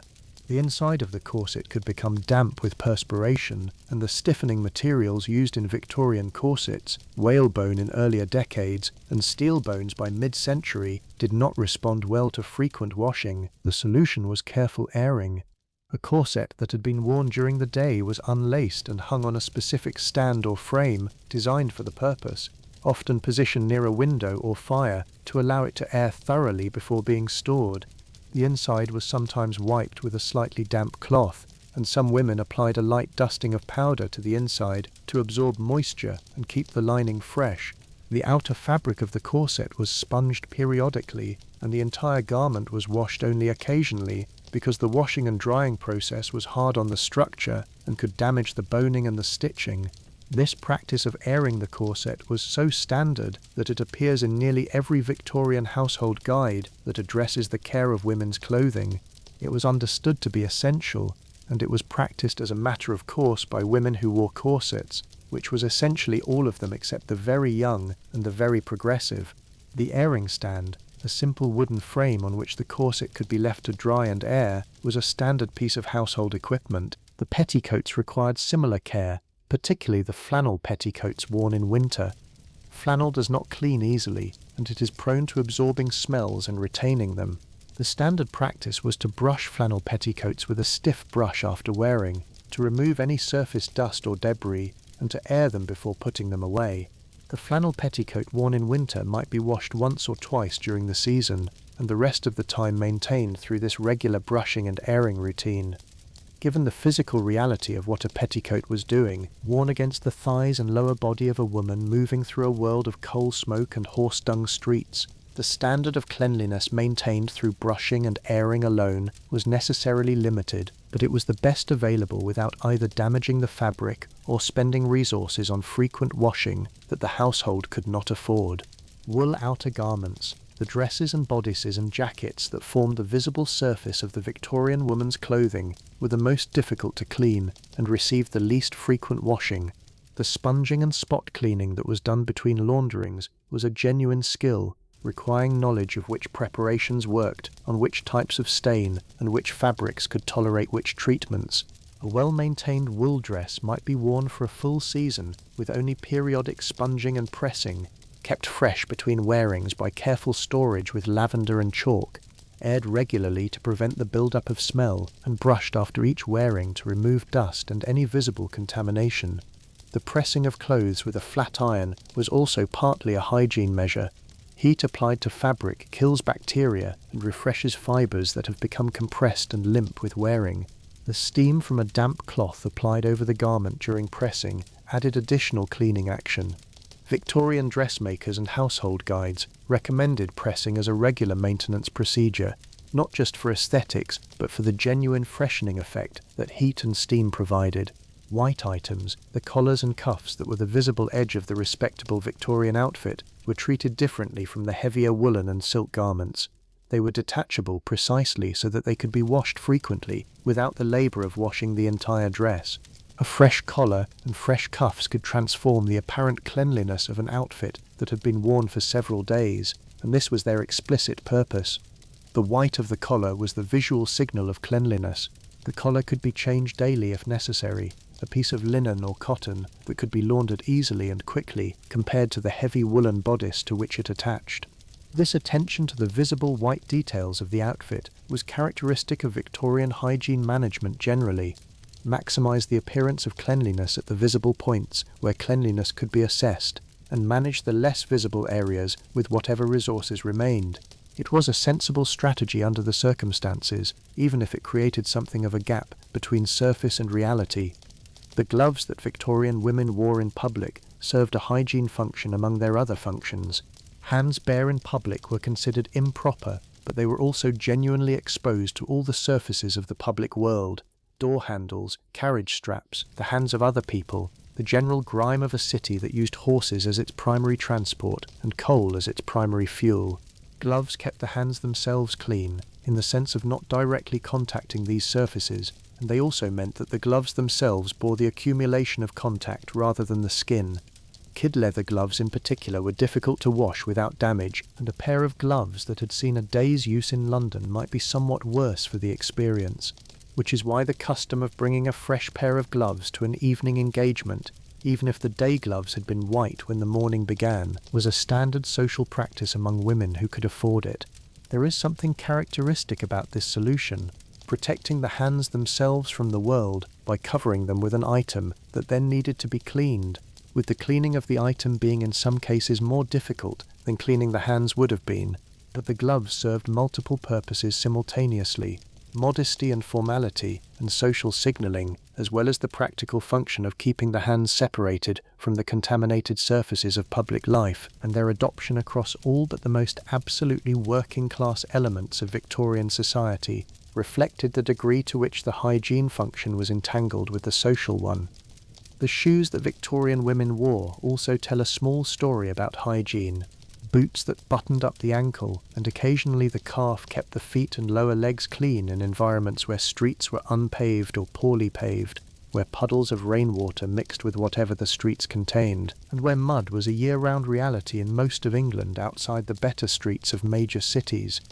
The height of the boot protected not just the foot but the hem of the skirt, which was why women walking in the city learnt to hold their skirts up slightly to avoid the street, a gesture that was both practically necessary and socially loaded, because raising the skirt slightly to navigate a dirty street was one of the small daily negotiations between modesty and practical necessity that Victorian women performed constantly.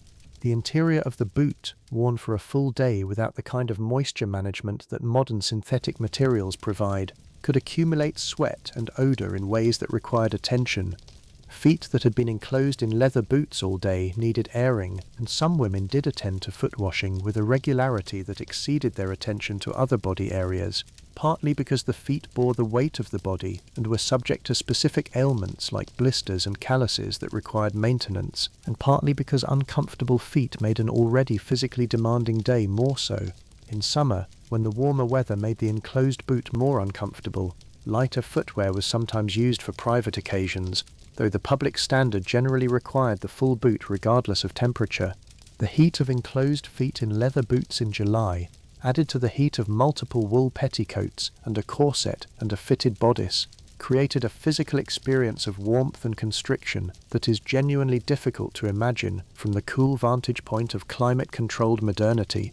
This physical experience, the warmth and constriction and limited freedom of movement that was the default bodily condition of the Victorian woman in her full dress, has been somewhat underweighted in histories that focus primarily on the social and moral dimensions of the clothing.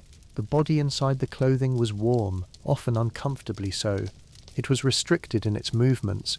It was producing sweat that the clothing was managing. It was navigating a day of tasks and social obligations with these physical constraints as its constant context. Understanding the body's experience of Victorian dress is part of understanding why the hygiene practices that existed were what they were, and why the end of the day, the unlacing and the removal of layers, and the access to the evening's limited wash water was a genuine physical relief rather than merely a social ritual. The specific experience of the corset over a long day deserves consideration because it affected hygiene in a quite direct way. The corset's primary function was to shape the torso to the fashionable silhouette of the period, compressing the waist and supporting the bust, but its secondary effects on the body were significant. The constant pressure on the lower chest and upper abdomen affected breathing, forcing a shallower pattern that was compensated for by the upper chest, which is part of why the Victorian aesthetic of an upright bearing, with the chest raised, was partly a consequence of the corset, rather than merely a stylistic preference. The areas of the body under the greatest pressure from the corset were the areas where sweat was most trapped. The torso, encased in chemise and then corset all day, was warm and often damp by evening. The removal of the corset at night revealed skin that was red-marked from the boning, warm, sometimes slightly abraded in spots where the garment had rubbed, and thoroughly in need of air. The evening wash was particularly meaningful for the torso, in contrast to the morning wash which focused on the face and hands. By evening, the body under the corset was the part most obviously needing attention, and the access to it was finally possible. There were women who wore their corsets for extended periods without removing them, particularly those who tight-laced to achieve very small waists. For these women, the hygiene challenges were intensified. A corset worn for many consecutive hours created conditions of prolonged warmth and pressure that were genuinely problematic for skin health, contributing to rashes and irritation in the areas under greatest pressure. Victorian medical opinion, to its credit, was fairly consistent in recommending that corsets be removed at night and the body given opportunity to breathe and move freely during sleep. The sleep corset, a lighter version worn specifically for the night, was a compromise practiced by some women who tight-laced seriously, but mainstream medical advice in the Victorian period was against the practice. The relationship between the corset and the body's hygiene connects to a larger question about how the Victorian medical establishment understood the female body and its management. There was a long tradition which persisted well into the Victorian period and was contested with increasing vigour by women medical reformers by the end of the century, of viewing the female body as inherently delicate, as requiring management and restriction, as being likely to malfunction if not properly controlled. The corset was partly an expression of this view, a physical structure that managed the female form into the socially acceptable shape, and that was also understood as providing necessary support to a spine and internal organs that were believed to require it. The dress reform movement achieved limited practical success in the Victorian period. Fashionable dress remained structured and fitted through the end of the century, though the most extreme tight-lacing of the 1870s and 1880s became somewhat less extreme by the 1890s as the aesthetic shifted. But the movement's arguments were genuinely influential in changing how people thought about the relationship between clothing and bodily health, and they contributed to the gradual shift toward more comfortable clothing that would transform women's dress in the early 20th century. We should spend some time now with the specific experience of working-class women, because the history of Victorian hygiene is too often told as the history of the middle and upper classes, with working-class experience either absent or generalised into a brief acknowledgement of harder conditions. Working-class women were the majority of Victorian women, and their experience of hygiene, shaped by genuine poverty, exhausting labour, and minimal resources, was the most common Victorian experience of hygiene, even if it was the least documented. A woman working in a Victorian textile mill, a cotton factory, a lace-making workshop, or any of the dozens of industrial settings that employed women through the century, spent her working day in conditions that were the opposite of the ideals promoted in the household guides. Factory environments were hot, dusty, often loud and always physically demanding. The air was full of fibre and particle matter. The work required sustained physical effort. Sweat was unavoidable. Washing facilities were minimal or non-existent within the factory itself, and the break times were short. She might live within walking distance of the factory, in a terrace of workers' housing that shared a single privy in the yard, and whose water supply came from a communal pump. Her home was small, probably 2 rooms for a family of several people, and the domestic tasks of running that home had to be accomplished in the hours before and after the factory shift. The morning wash before work was necessarily quick. The evening wash after work was something to be accomplished, along with cooking and childcare and any domestic labour that needed doing in the hours between returning home and sleep. Her clothing was simpler than her middle-class contemporaries, fewer layers, coarser materials, no elaborate trimming. The working-class woman's dress was functional rather than fashionable, chosen for durability and washability rather than for the complex aesthetics of Victorian fashion. She probably owned 2 or 3 dresses and cycled through them, washing as opportunity allowed, maintaining them with the same techniques of brushing and airing that the household guides recommended, but with less time and fewer resources for the maintenance. Her access to soap was a genuine economic consideration. Soap throughout most of the Victorian period was subject to an excise duty that kept its price elevated, making it a genuine household expense for working families. The repeal of the soap tax in 1853 began the long process of making soap more affordable for working-class households, and by the later Victorian period, the combination of reduced taxation and industrial production had brought soap within reach of most families. But for much of the earlier part of the century, the choice between buying soap and buying food was not an abstract one for many working-class households. What working-class women used when they could not afford commercial soap was often a preparation of washing soda, which had a strong cleaning action but was quite harsh on skin, or various natural materials that had been used for generations before commercial soap became standard. Wood ash, which contains potassium carbonate, was used in the laundry and occasionally for body washing. Clay and fine earth, traditional cleansing agents, remained in use in some rural communities. The ingenuity with which people managed basic hygiene when the commercial solutions were out of reach is considerable, and it reflects the same practical resourcefulness that characterized Victorian women's approach to every hygiene challenge. The communal aspects of working-class hygiene deserve attention because they represent a model of managing shared resources that was both pragmatic and socially significant. The shared washhouse that existed in many urban working-class neighborhoods, a communal building with copper boilers and washboards where women brought their laundry on specific days, was a practical solution to the problem that most individual households lacked the equipment for major laundry operations. It was also a social space, a place where women gathered, talked, shared information and gossip and practical knowledge, and did in company a task that would otherwise be done alone. The public bathhouse served a similar function for personal washing. Women who had no means of bathing at home could go to the bathhouse for a weekly or monthly wash, paying a small charge for the use of a properly equipped bath in a clean facility. The social experience of the public bath, which we now associate primarily with the Roman or the Japanese tradition, was not foreign to the Victorian working class. The bathhouse was part of the infrastructure of working-class life, and women who used it regularly described the experience with genuine appreciation as a genuine luxury in lives that contained very few of them. The conversations that happened in these communal washing spaces, at the shared pump and the public washhouse and the communal bath, transmitted practical hygiene knowledge between women in ways that bypassed the printed household guides that most working-class women never read.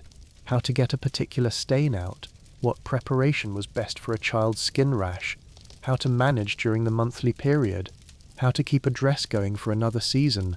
This informal transmission of knowledge was the real carrier of domestic expertise in working-class communities, and it connected women to each other across the specific isolation of individual family units in ways that the household guide, addressed to the individual mistress managing her individual home, could not replicate.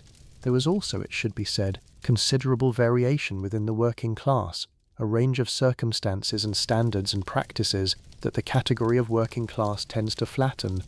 A skilled artisan's wife in a stable trade, living in a rented house rather than a tenement, with regular income and the ability to plan ahead, managed a hygiene standard quite different from a casual labourer's wife in an East End tenement, whose income was irregular and whose living conditions were genuinely marginal.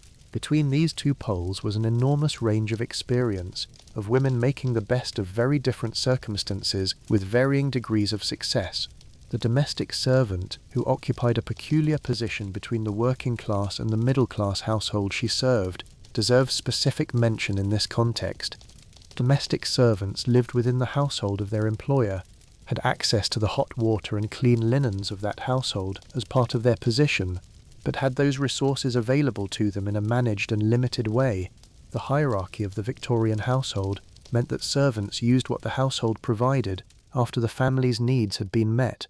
Hot water that was carried to the mistress's room in the morning was the priority. What remained, if anything, was what the servants could use for their own washing. In practice, many domestic servants maintained a fairly reasonable hygiene standard precisely because they were embedded in households that had better hygiene infrastructure than they could have accessed otherwise. A kitchen maid in a prosperous Victorian household had access to the kitchen copper, could heat water for her own use after the household's needs were met, and lived in a house with proper drains and a regular laundry routine. This was better than what she would have had in the working-class lodging house she might otherwise occupy.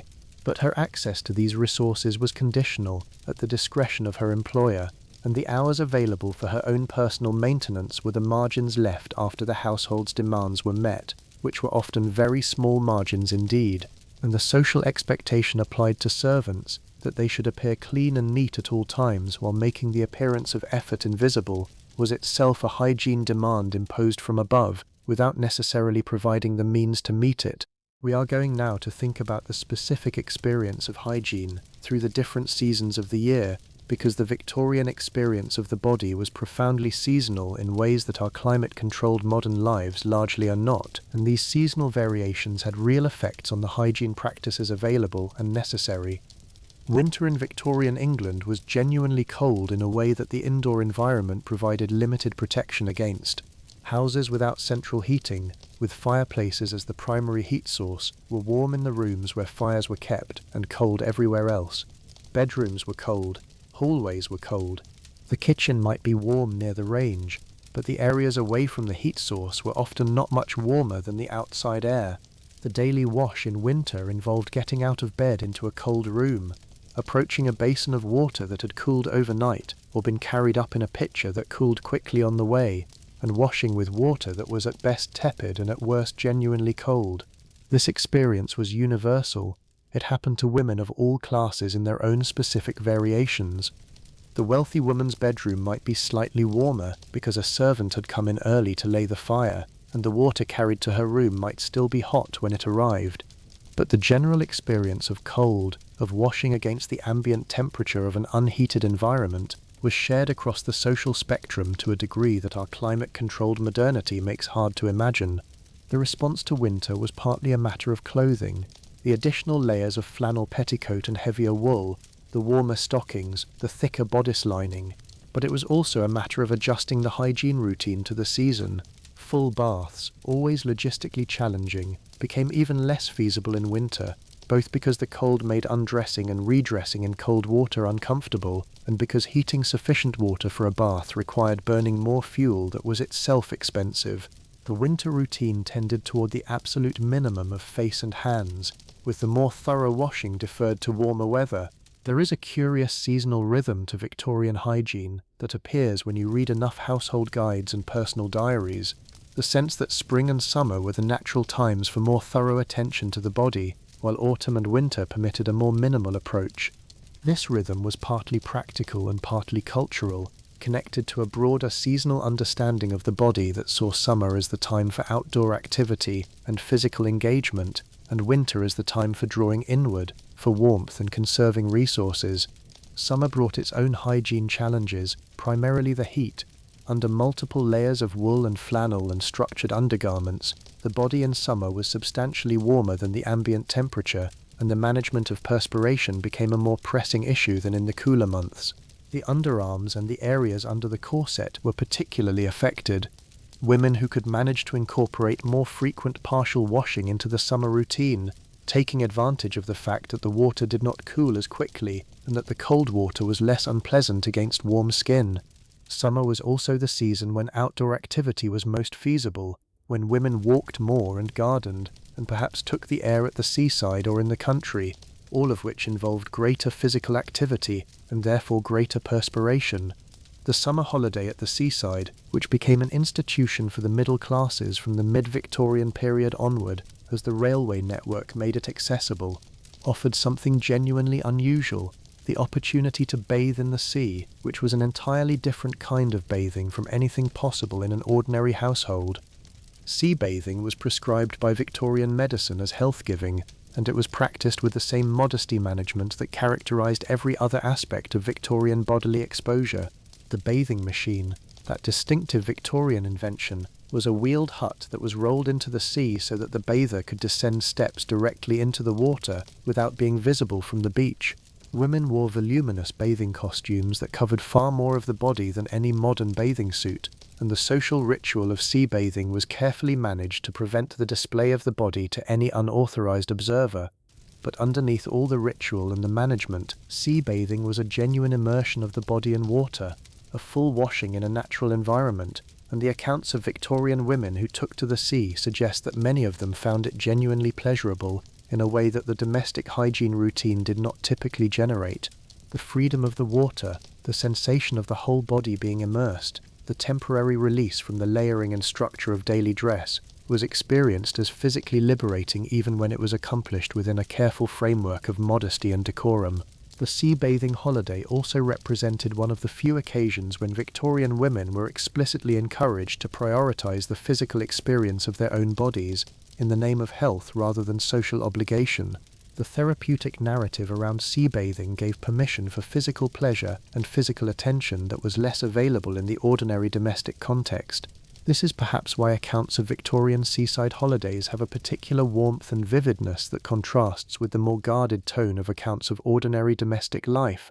There is a thread running through the history of Victorian women's hygiene that connects the practical limitations we have been exploring to the social structure that generated those limitations, and it is worth drawing that thread out explicitly before we move on. The system of Victorian domestic life assigned the management of the body, the daily labour of hygiene, almost entirely to women. Women were responsible for their own bodily management, for the management of their children's bodies, and in the case of servants, for the physical labour that made the master's household run. The labour was assumed to be natural, something women simply did because they were women, rather than something they chose or were trained to do. This assignment of hygiene labour to women without acknowledgement or compensation is part of a broader pattern in Victorian domestic ideology that has been extensively analysed by historians since the mid-20th century.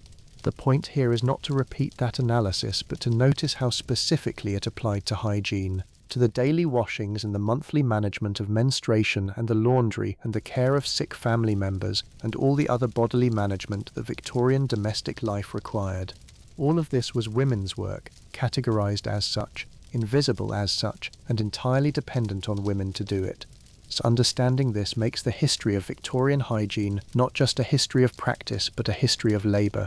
The clean collar that signalled the Victorian woman's respectability was produced by hours of her own work or her servant's work. The managed appearance of effortless freshness was the result of a daily regimen of effort that was specifically designed to look like nothing at all. The hygiene of the Victorian household was a form of production, continuous and necessary, that kept the household running and the social world functional, and it was done almost entirely by women. The specific knowledge that women developed to manage these responsibilities, the recipes for stain removal and hair preparations and skin care and menstrual management, circulated among women through conversation and through the cookbooks and household guides that were one of the major publishing categories of the era. This knowledge had real value. It represented accumulated expertise, trial and error, and practical wisdom about managing bodies and households with limited resources. That it was rarely credited as expertise, was not compensated as professional knowledge, and has been largely forgotten by history, is part of the same story. It is late now, in the particular way of these long nighttime journeys through the past, and we are coming to the quiet end of our time in the Victorian world. But let us spend these final passages moving slowly through a Victorian woman's nighttime routine, because the close of the day, the undoing of all that was done in the morning, is where the whole system of Victorian hygiene reveals itself most clearly. She is home. The day's obligations are met or being deferred to tomorrow. The household is settling toward evening, the fire banked, the supper dishes cleared, the children's various needs addressed. She moves toward her bedroom, or her dressing room if she is fortunate enough to have one, and the process of becoming private again begins. First the pins, the hair that was dressed this morning in its elaborate arrangement, secured with dozens of small pins, must be released. She lifts her arms, a gesture restricted all day by the fitted bodice, and feels her way through the coils and loops and secured sections of her hairstyle, withdrawing pin after pin and placing them in the small dish on her dressing table. As the last pins come out, the hair falls free, heavy and warm, released from its daytime order. She runs her fingers through it once, feeling the scalp where the pins have held the hair taut for hours, feeling the particular relief of that pressure ending. Then the collar and cuffs, the white detachable pieces that have been the visible markers of her cleanliness all day. They unhook or untie or unbutton at the neck and wrists, and as they come off, they go into the laundry. Tomorrow she will wear fresh ones, if the laundry has been done, or if there are enough in reserve. The collar is the part of the outfit that has been closest to the face, that has been seen most clearly, and it carries the faint impressions of a day's warmth, the slight softening of the starch from the heat of the body. Then the dress itself, which requires assistance unless it fastens in front, and most Victorian dresses do not. If her lady's maid is available, she is here now, working through the buttons with practiced efficiency. If she is alone, she manages as best she can, contorting her arms to reach the buttons at the back, a process that is awkward and slow but possible with practice and with the right corset lacing, which gives the arms enough movement to work. As the dress comes off, it is examined briefly for any marks from the day, any staining that needs attention, then hung or folded carefully for the next wearing. The petticoats next, unhooking at the waist and sliding to the floor in a soft whoosh of fabric, one by one until the last one is added to the growing pile. The crinoline or bustle frame, if she is wearing one, unhooks and comes off. This structure of steel and cotton that has been creating the silhouette of her lower half all day, suddenly reduced to a naked mechanical object propped in the corner, and then the corset. The laces at the back are loosened, the front busk unclasped with those characteristic small clicks, and the whole structure is peeled away from the body. What is revealed is the chemise, clinging softly to a torso that has been enclosed and compressed for most of the waking day, and beneath the chemise, the body itself. Warm, slightly damp in the places the corset held most tightly, marked with the impressions of the boning along the ribs and the lower back.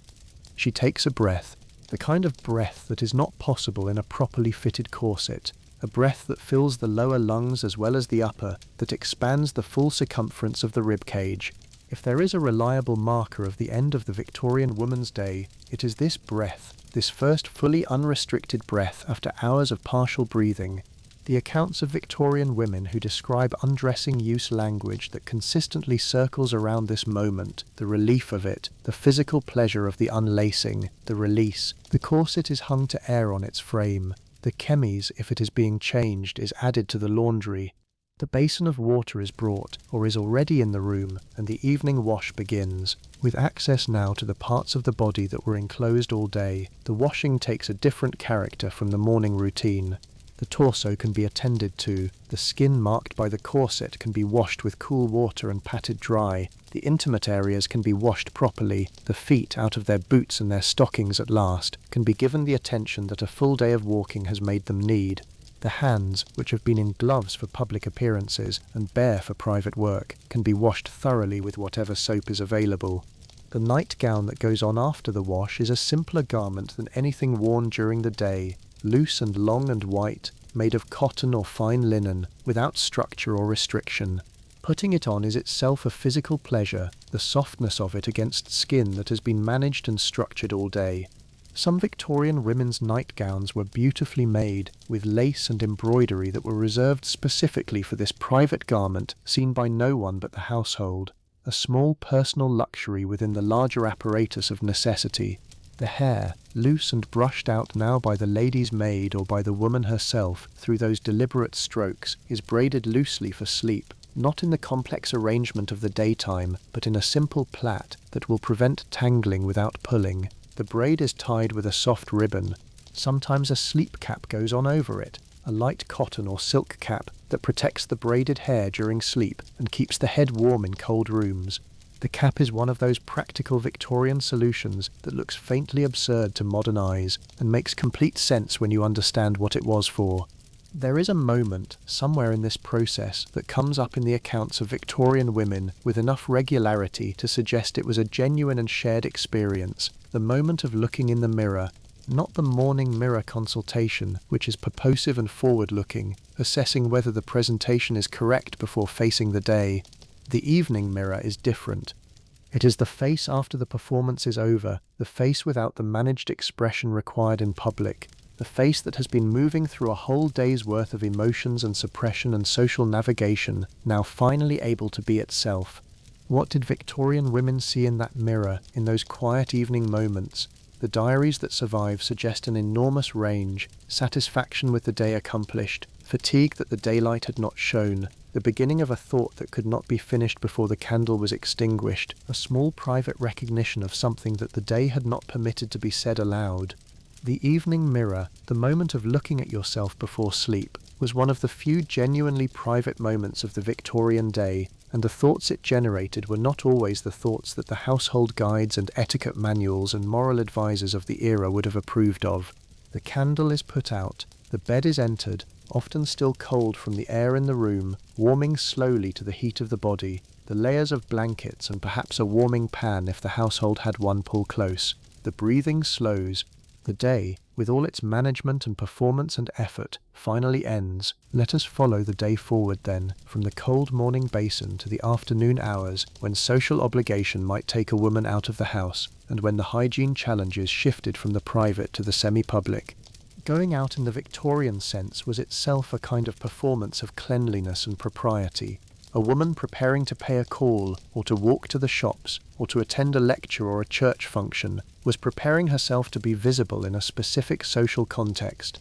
She might change into a slightly better dress than the one she wore for domestic duties in the morning. She would certainly check her collar and cuffs for any mark or spot.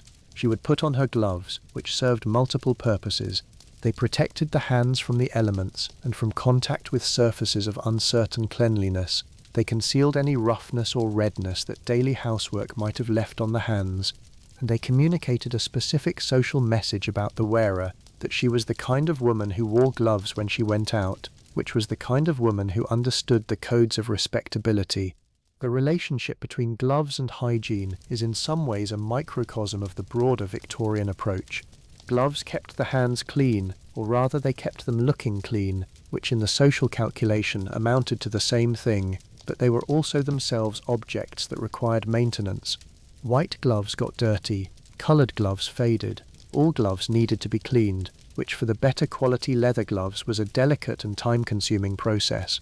A woman who could not maintain her gloves in good condition might simply not wear them, which was itself a social signal about her economic position. The handkerchief, too, was both a practical hygiene tool and a social object. Carried in the pocket or tucked into the sleeve, it was used to blot perspiration from the upper lip or the forehead, to cover the nose when sneezing, to handle doorknobs and other surfaces in public, and to provide a small portable source of fragrance in the form of a few drops of lavender water applied to one corner.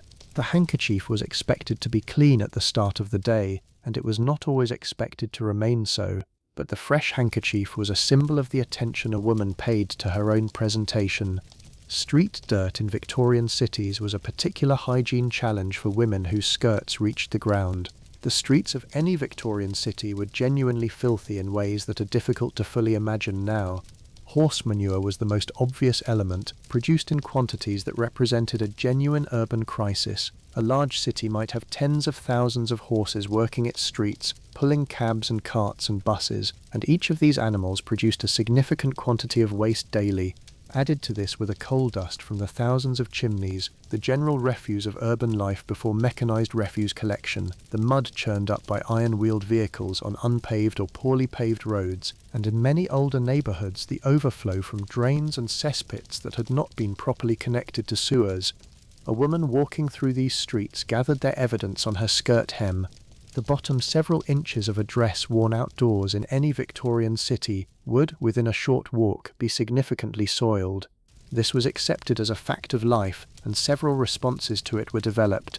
The practice of holding up the skirt slightly with one hand when walking, which required a particular sort of social grace to do without appearing either vain or overly concerned with the matter, was one. The fashion in certain decades for skirts that were slightly shorter in the front than the back was another practical concession to street conditions, even if it was never described as such. And the practice of having a dedicated outdoor dress, which was not the best dress, precisely because outdoor dresses were expected to get dirty, was common among women who had more than one dress to choose between. Coming home from an outing was, in its way, a small hygiene event. Boots that had navigated the street were changed or at least wiped. The outdoor dress was removed and replaced with something more suitable for indoors. Hands were washed before any domestic task resumed. These small transition rituals were part of the daily hygiene routine, less dramatic than a full bath, more significant than they might initially appear, because they represented the household's effort to contain the outside world's dirt within the threshold of the front door. And throughout all of this, while visiting and shopping and walking and coming home and changing and washing, ran the constant management of the body's natural processes that the layers of clothing were designed to contain, perspiration, which the chemise absorbed, the warmth that built up under the corset through the afternoon, the fatigue that settled in the feet and the lower back from standing, walking, sitting in the rigid posture that corsets encouraged. By the time a Victorian woman sat down to her evening meal, she had been managing her body's relationship with her clothing and her environment for roughly 12 hours.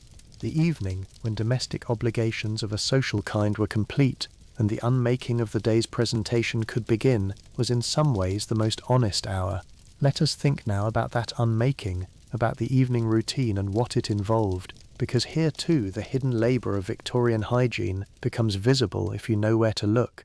The removal of the day's clothing at the end of an evening was, for a woman wearing the full Victorian kit, a process that required either a maid's assistance or considerable personal flexibility.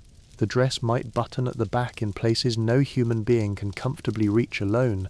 The corset laced at the back, and while it could be loosened from the front by the busk fastening, fully unlacing it required hands positioned behind the body.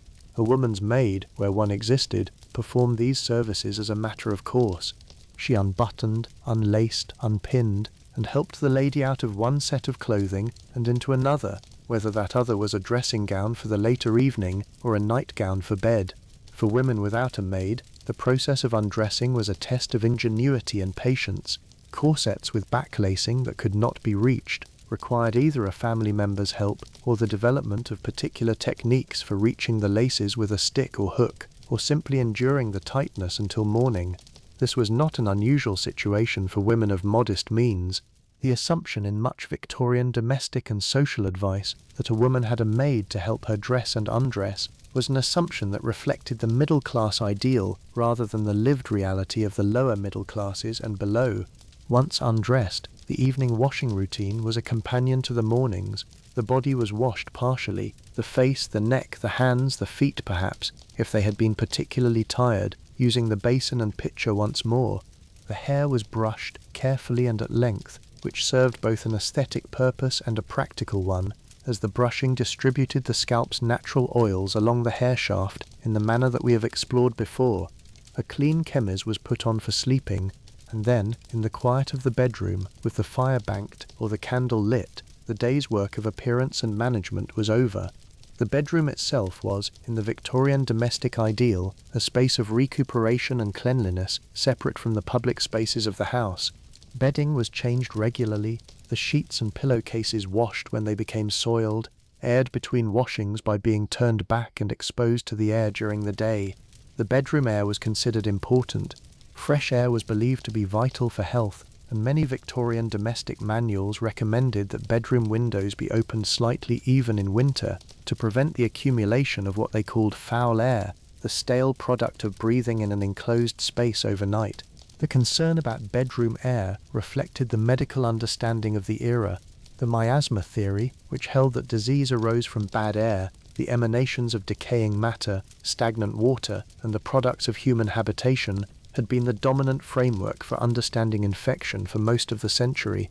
It was not until the work of Louis Pasteur and later Robert Koch in the 1860s through 1880s that germ theory began to gain acceptance, and the shift from miasma to germ theory as the dominant public explanation for disease was gradual, uneven, and contested throughout the later Victorian period.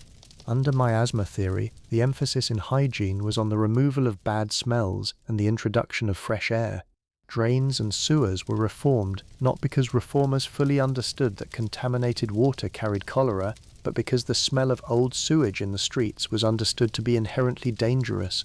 Ventilation was important not because of an understanding of how airborne pathogens spread, but because fresh air was considered inherently healthy and stale air inherently threatening.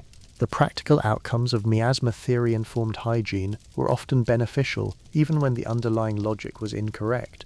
Better sewers did reduce cholera. Better ventilation did reduce the spread of some airborne infections. The wrongness of the theory did not make all of its hygienic prescriptions useless, but it did produce some peculiarities. Bathing too frequently was, for part of the Victorian period, considered medically questionable. Cold baths were believed to be invigorating and strengthening. Warm baths were considered relaxing and somewhat weakening if taken too often. Excessive bathing was thought to strip the skin of its natural protective oils and leave it vulnerable to illness. These ideas coexisted uneasily with the increasingly insistent emphasis on cleanliness as a moral and social value, creating a tension in domestic advice literature where frequent bathing was simultaneously encouraged and cautioned against. The germ theory revolution changed this eventually, and with it came a new understanding of personal hygiene that was more specifically focused on washing as a means of removing bacteria rather than washing as a means of removing miasma. But this shift in understanding was slow to reach everyday domestic practice. For most of the Victorian period, the reasons why washing was important were not fully understood, even as the social importance of appearing clean was never in doubt. This brings us to the subject of laundry, which is in some ways the central institution of Victorian domestic hygiene. If the body was partially washed and fragrance was used to manage what washing could not address, the clothing that stood between the body and the world was the primary target of the cleansing effort. Laundry, in the Victorian household, was not a task, it was an enterprise. Wash day, in a household of any size, was a weekly or fortnightly event that reorganized the household's activities around the demands of producing clean linen. It typically fell on Monday, for reasons that were partly practical, partly traditional, partly connected to the rhythm of Sunday as a day of rest, after which the work could be collected and the week's soiled linen brought to account.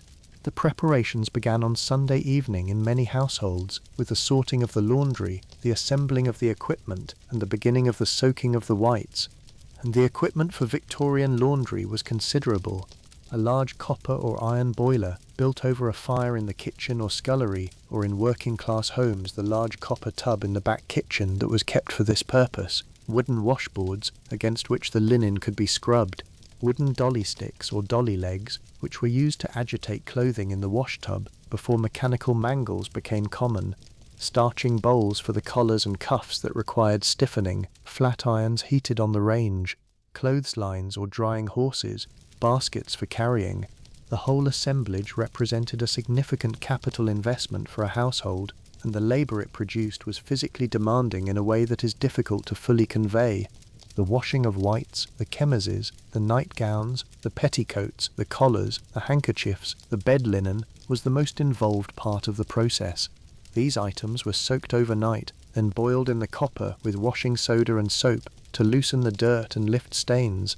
The boiling killed bacteria, though this was understood more in terms of purifying the linen than in specific germ theory terms.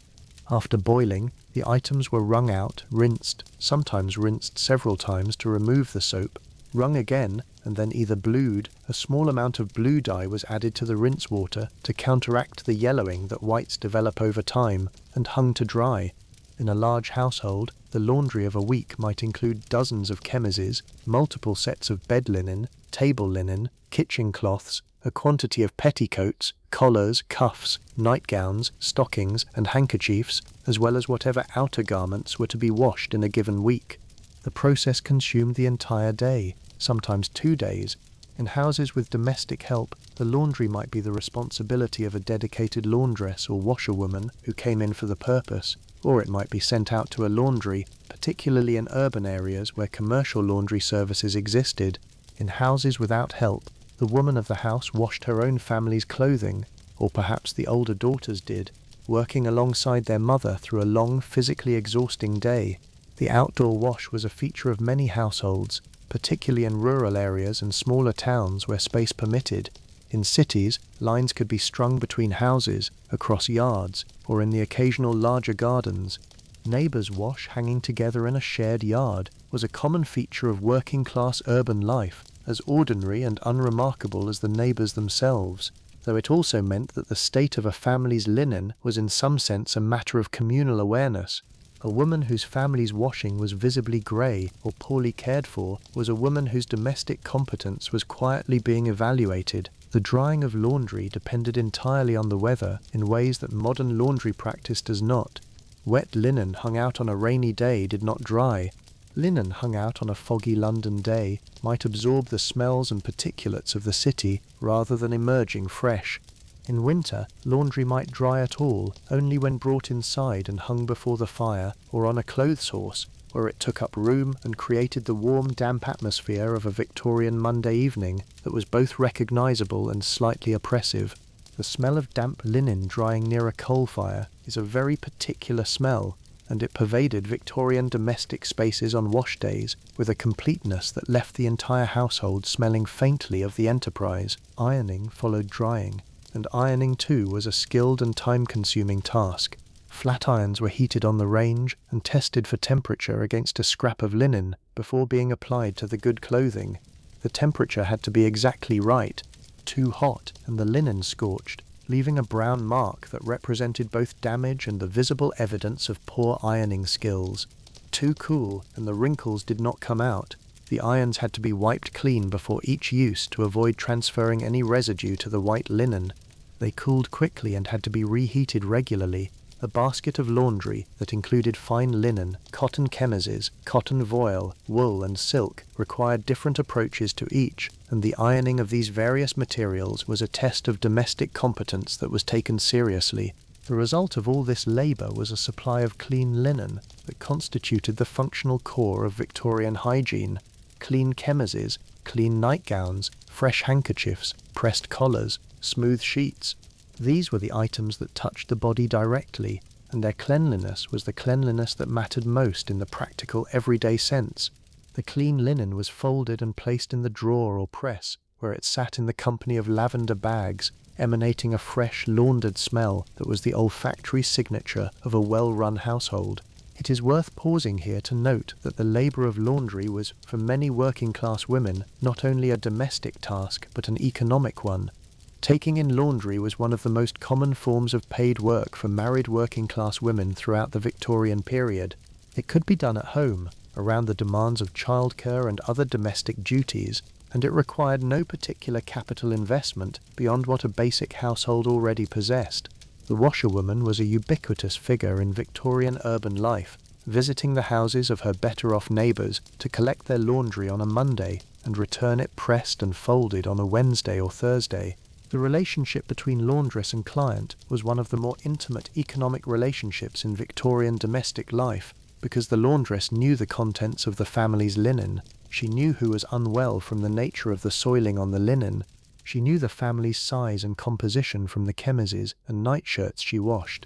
The linen told stories that were not supposed to be told, and the washerwoman's discretion was a valued professional attribute. For those women who washed their own laundry, the physical toll was considerable.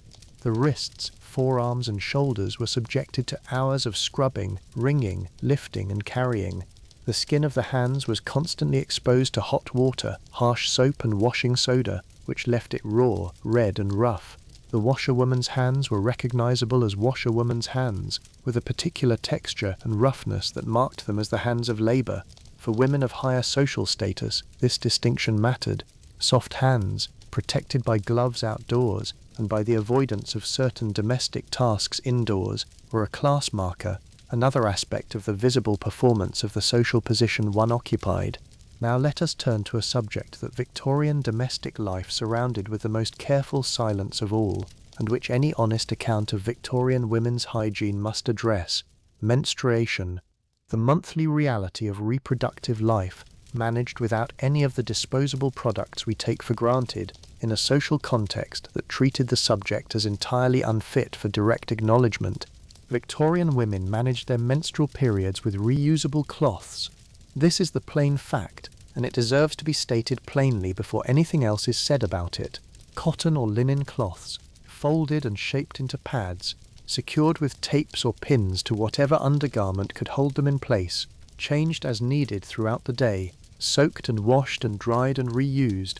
The Victorian term for menstruation in domestic contexts, when it was referred to at all, was frequently the monthlies, or simply an indisposition, or the use of the phrase taking care of oneself.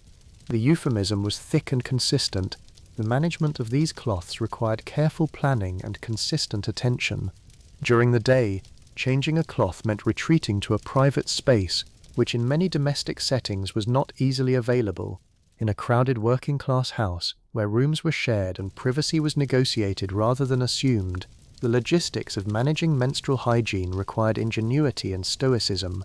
In a more prosperous household, the presence of a private dressing room made things easier, though even here the process was one managed in complete silence and without reference to the needs involved. The soiled cloths had to be dealt with. They could not simply be dropped in a laundry basket without some management, because the blood required specific treatment. Cold water, not hot, was used to soak blood-stained cloth, because hot water set the stain rather than releasing it. The cloths would be soaked, rinsed, perhaps rubbed with salt or starch to lift the stain, washed in cold water, then laundered with the rest of the whites. A woman who managed this process herself had to incorporate it into the laundry routine, which meant that the laundry routine in the week of her period required slightly more of her time and slightly more of the particular kind of privacy that allowed her to deal with soiled cloths without the process becoming visible to others. In households where servants did the laundry, the cloths were presumably included in the wash, but this was a matter that required tact, discretion, and the particular unspoken communication between women that allowed intimate domestic realities to be managed without direct acknowledgement. A lady's maid who performed intimate domestic services as a matter of course understood that this was one of them. The laundress who collected the household's weekly wash understood that certain items of linen carried certain kinds of marking and dealt with them professionally and without comment. The mutual understanding that surrounded these matters was part of the social fabric of domestic life, invisible to anyone outside the household and present in every household. For women who experienced particularly heavy periods or who had difficult cycles, the management of this aspect of hygiene was an ongoing physical challenge. There was no medical treatment for dysmenorrhea in any modern sense. Domestic remedies included the application of warmth, the use of laudanum for the pain when the discomfort was severe enough, and in the advice of some medical writers, reduced physical activity during the period.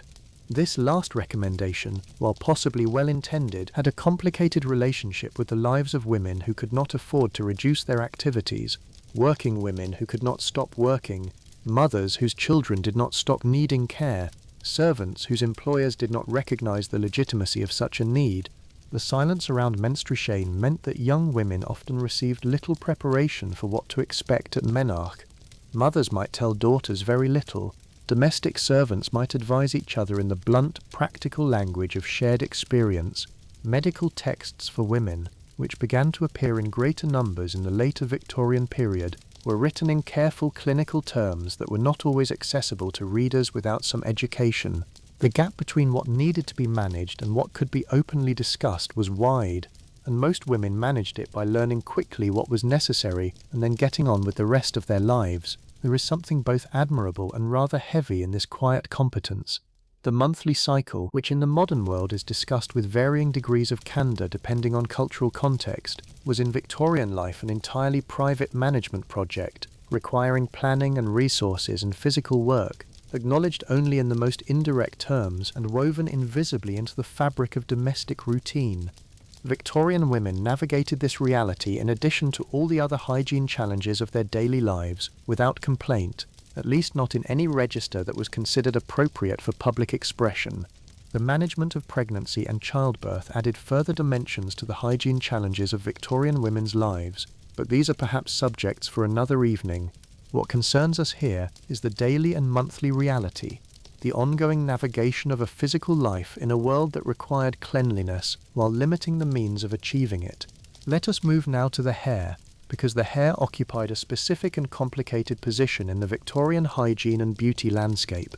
It was, for most of the period, a woman's most visible beauty asset, grown long and dressed elaborately, signifying femininity, marriageability, social status, and the proper management of self. It was also one of the most difficult parts of the body to keep truly clean, and the methods used to manage it tell us a great deal about the broader hygiene strategies of the era. Victorian women washed their hair infrequently by modern standards. Once a month was common for women of the middle classes.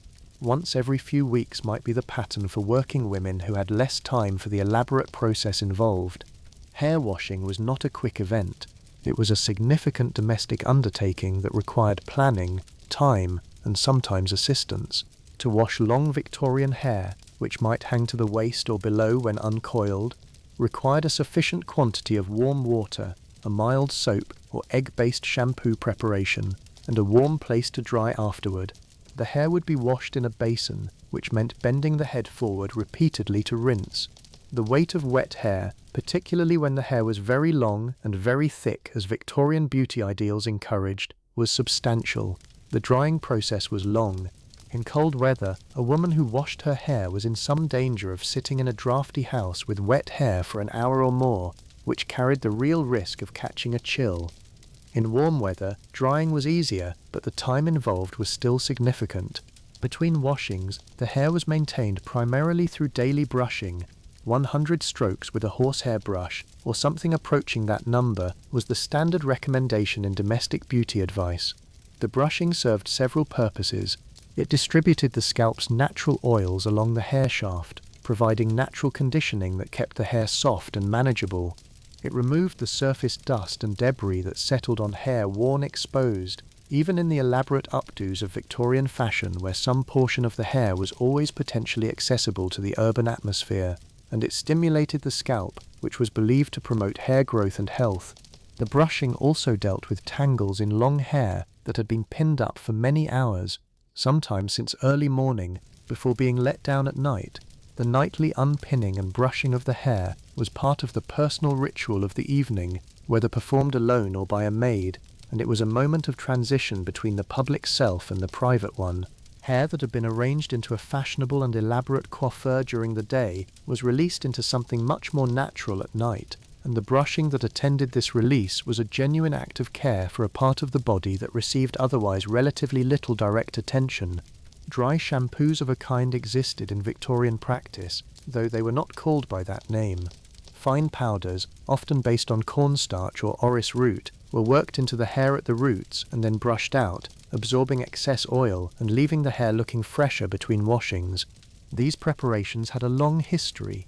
White hair powder had been fashionable in the 18th century, and while the fashion for actual white powder declined, the use of absorbent powders in the hair as a hygiene measure persisted well into the Victorian period. The powders could be perfumed with lavender or rose, which added a pleasant scent to their absorbent function. For women with very oily hair, or who lived in particularly dirty urban environments, the interval between washings might be shortened, but the general principle of monthly or fortnightly washing as the baseline remained widely accepted.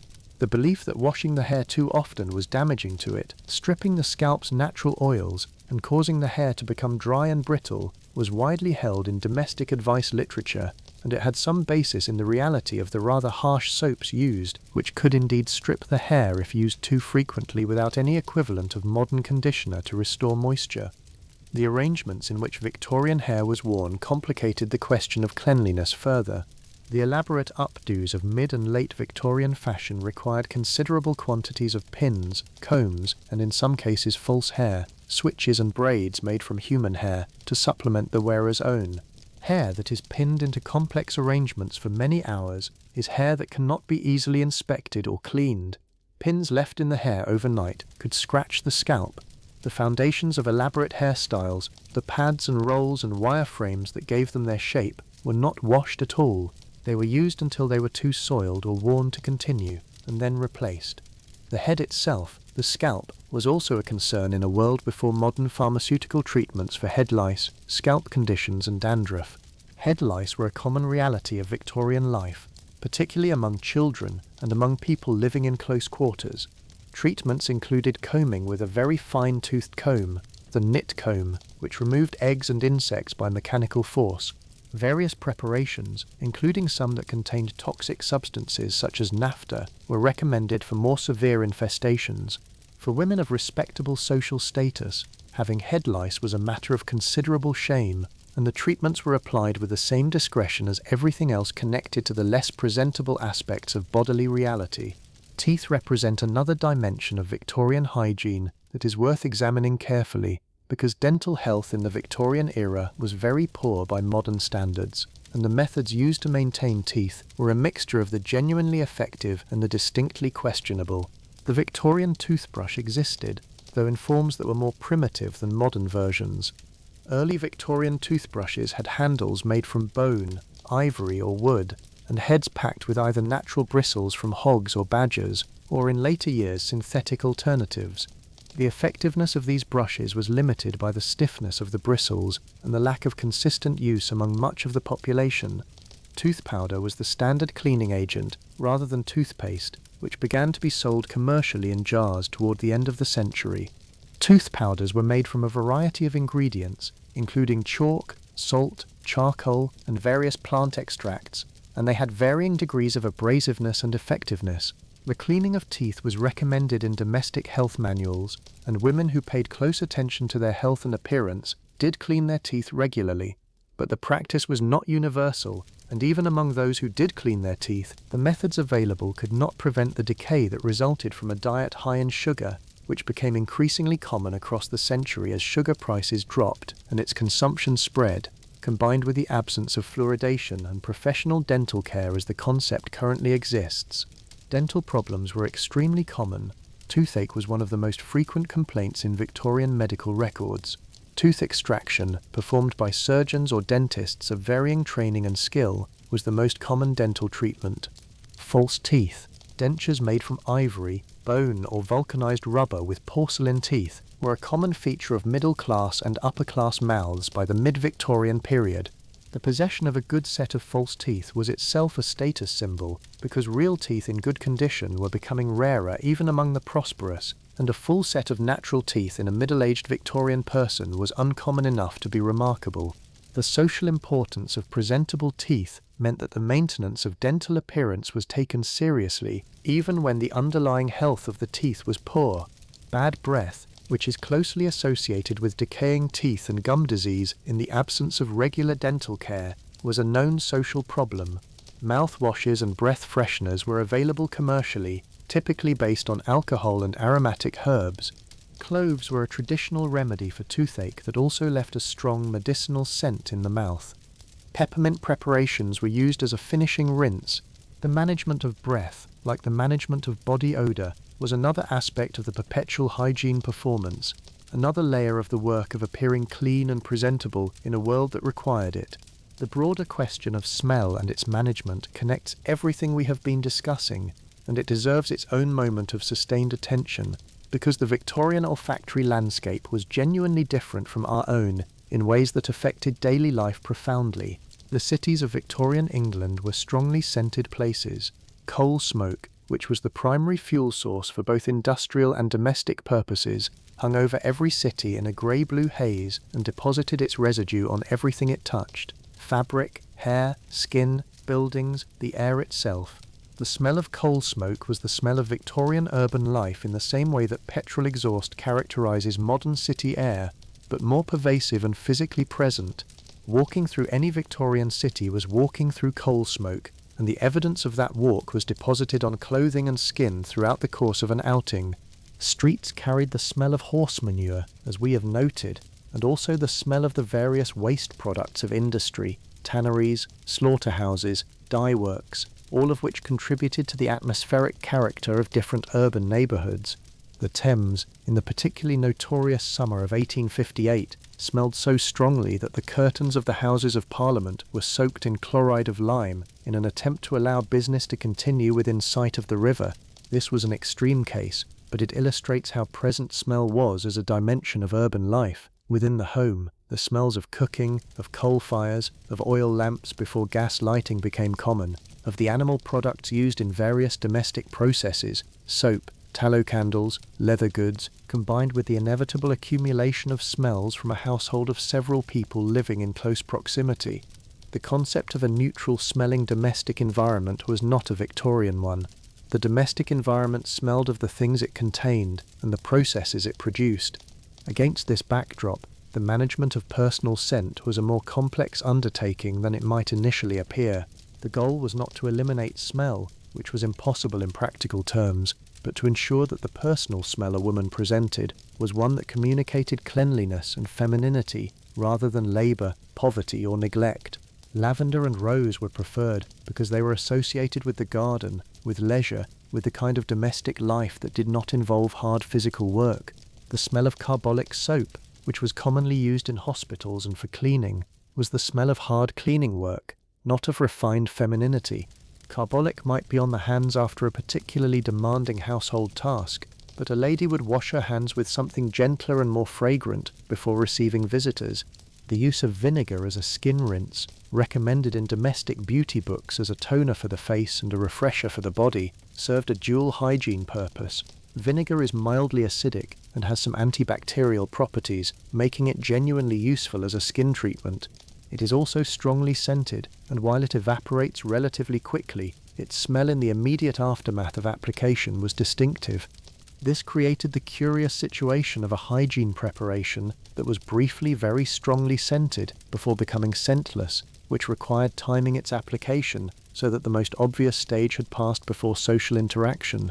The overlap between scent and hygiene in Victorian domestic practice is rich with this kind of practical complexity. The woman who smelled faintly of lavender water and fresh linen was presenting the results of a morning's careful management, and the apparent simplicity of that presentation was itself part of the achievement. What lay beneath it, the cold wash, the careful changing of the chemise, the strategic application of lavender, the attention to collar and cuffs and gloves, was real domestic labour, performed daily, invisible in its results. Let us now spend some time with a dimension of Victorian hygiene that is perhaps less often discussed in general accounts: the difference in experience between women who employed servants and women who were servants, and the ways in which domestic service structured the hygiene of both groups. For the women who employed domestic servants, daily hygiene was, in theory, a matter of personal care attended to in privacy, with the assistance of a maid where a maid was kept. A lady's maid, in a household prosperous enough to have one, helped her mistress dress and undress, arranged and dressed the hair, kept the mistress's clothing in order, assisted with bathing when bathing occurred, and generally managed the material requirements of her mistress's personal presentation. The lady's maid was in an intimate physical proximity to her employer that was unique in the social structure, handling clothing that had been worn next to the body, assisting with the removal of the corset, managing the laundry of the most personal garments. This intimacy was managed through a very specific set of professional conventions. The lady's maid was expected to be trustworthy, discreet, and entirely non-judgmental. She saw things that no one else saw. She knew the physical realities behind the social presentation. She managed, in silence and professionally, aspects of her employer's life that her employer did not wish to acknowledge. In return, she was expected to be personally clean and presentable herself, not only because a well-run household required it, but because the lady's maid spent time in her employer's presence in ways that other servants did not. The hygiene of the servants themselves was a matter of practical management in the household. Servants lived in the house they worked in, usually in the attic rooms or in the basement regions of the building, depending on the period and the household's arrangement. Their personal hygiene was subject to the same limitations as everyone else's, except that they had even less time for it, since their labour was in service of the household's needs, and their personal time was limited. Servants were expected to be clean, because a dirty or malodorous servant was a domestic failing. How they maintained this cleanliness on minimal time, in rooms that were often cold and poorly equipped with washing facilities, was a matter they solved as best they could with whatever was available. Servants' rooms were typically furnished with the same basic washstand equipment as the family's rooms, though usually with cheaper and plainer versions. A ceramic basin and pitcher, perhaps a small mirror, the minimum required for morning washing.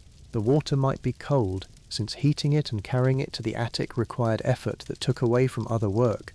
The morning routine for a servant was compressed, because a cook who had to have the kitchen range lit and the family's breakfast prepared by 7 o'clock did not have the luxury of a long morning washing routine, whatever its social ideal might suggest. The laundry of servants' personal clothing was often, in the better regulated households, included in the household's washing arrangements.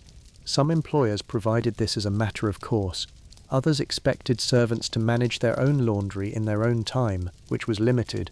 The question of what servants wore, how clean it was, and how it was maintained was in some senses a minor version of all the same questions that applied to the mistress, except with fewer resources, less time, and less social visibility.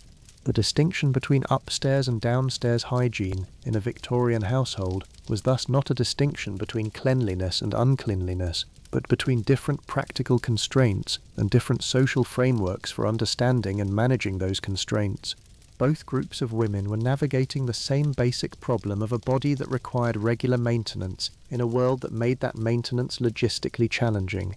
They were navigating it with very different tools and very different amounts of time and help. Let us move now to consider the differences between urban and rural experience of Victorian hygiene, because these differences were considerable and shaped daily life in ways that affected everything from water access to the seasonal rhythms of laundry. Rural life in the Victorian era was not necessarily less hygienic than urban life, but it was hygienic in different ways, shaped by different constraints and different resources. Water in the countryside was more often available from wells and springs, which in most rural areas provided cleaner water than the urban supplies of the early Victorian decades, many of which were seriously contaminated. The cholera epidemics that devastated Victorian cities were less acute in rural areas, partly because the water was less likely to carry the Vibrio cholerae bacterium that caused them. The rural household typically had more space. Laundry could be done outside in fine weather without the complications of navigating shared yards or hanging lines between buildings. Drying was a matter of finding a suitable hedge or line, not a matter of negotiating communal space. The kitchen garden might supply the herbs needed for domestic preparations, lavender, rosemary, mint, in quantities that a city dweller would have had to purchase from a market. But rural life had its own constraints. Water might be clean, but it still had to be fetched. The well might be at some distance from the house. In winter, a well could freeze. The heating of water still required fuel, and fuel in rural areas might be wood rather than coal, with its own complexities of availability and management.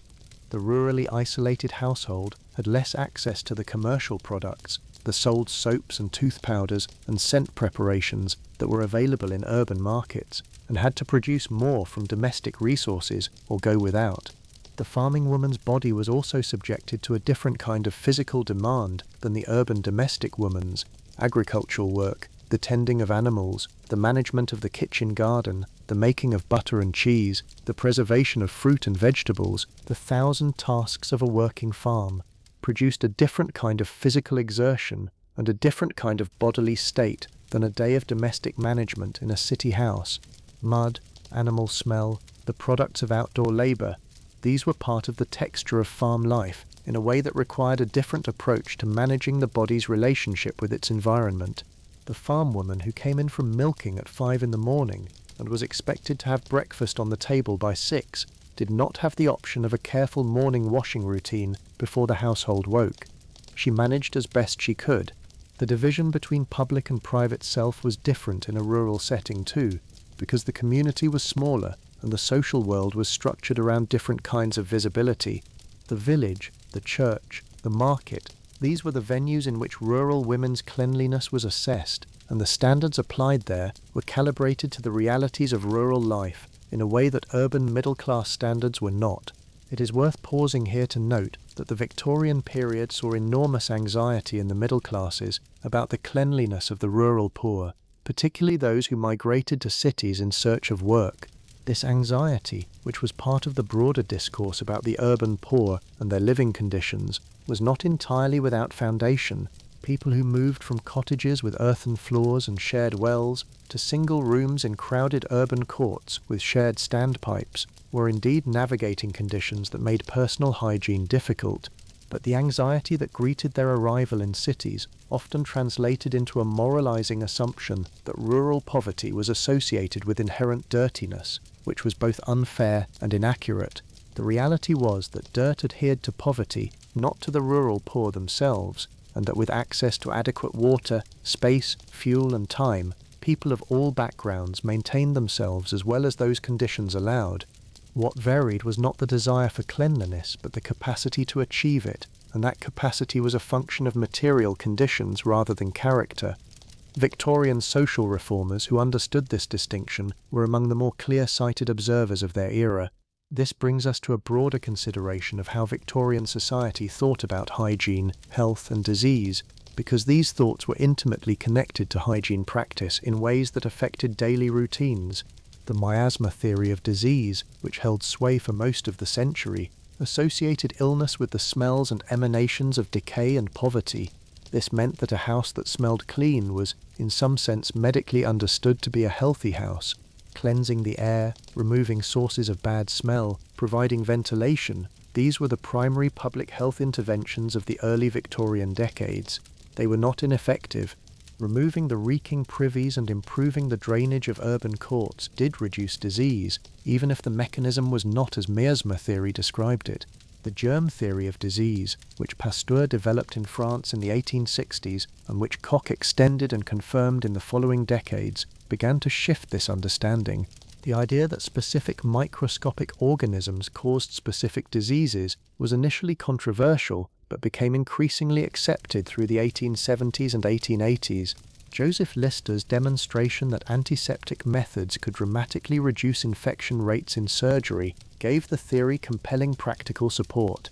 By the later Victorian period, the idea of germs was becoming part of popular understanding, though the details were often vague and the practical implications for daily hygiene were still being worked out. The transition from miasma to germ theory had practical effects on domestic hygiene advice. The emphasis on ventilation did not go away, because fresh air was still correctly understood to reduce the concentration of airborne pathogens in enclosed spaces. But new emphasis appeared alongside it: the importance of washing hands, which could carry germs from surfaces to food to bodies, the danger of contaminated water, which had been established clearly by John Snow's work on the Broad Street pump during the 1854 cholera outbreak, even before germ theory was fully articulated, the desirability of keeping food covered and surfaces clean. These new emphases arrived gradually in domestic advice literature, filtered through the assumptions and social conventions of the era. By the 1880s and 1890s, domestic hygiene manuals written for middle-class housewives were beginning to incorporate germ theory-informed advice alongside older miasma theory recommendations, creating a mixed picture in which ventilation and the removal of bad smells coexisted with new attention to hand washing and the sterilization of medical equipment in domestic contexts. For women themselves, the practical impact of this shifting understanding was most felt in the areas of childcare and food preparation, where the connection between cleanliness and disease became most compelling. A mother who understood that unwashed hands could carry infection from child to child, or from a sick household member to food, had a new and urgent reason to maintain the hand-washing practice that had always been socially required. The reason now was not only social but medical, and that medical urgency gave domestic hygiene a new vocabulary. The bathrooms that began to appear in well-to-do Victorian homes in the 1870s and 1880s were themselves partly a product of this changing understanding. If bathing the whole body regularly was associated with health and cleanliness in the medical sense, then a dedicated room for bathing made sense in a way it had not before, when bathing was simply a periodic event managed with portable equipment. The Victorian bathroom, when it arrived, was both a practical improvement and a symbol of modernity, of engagement with the new scientific understanding of health.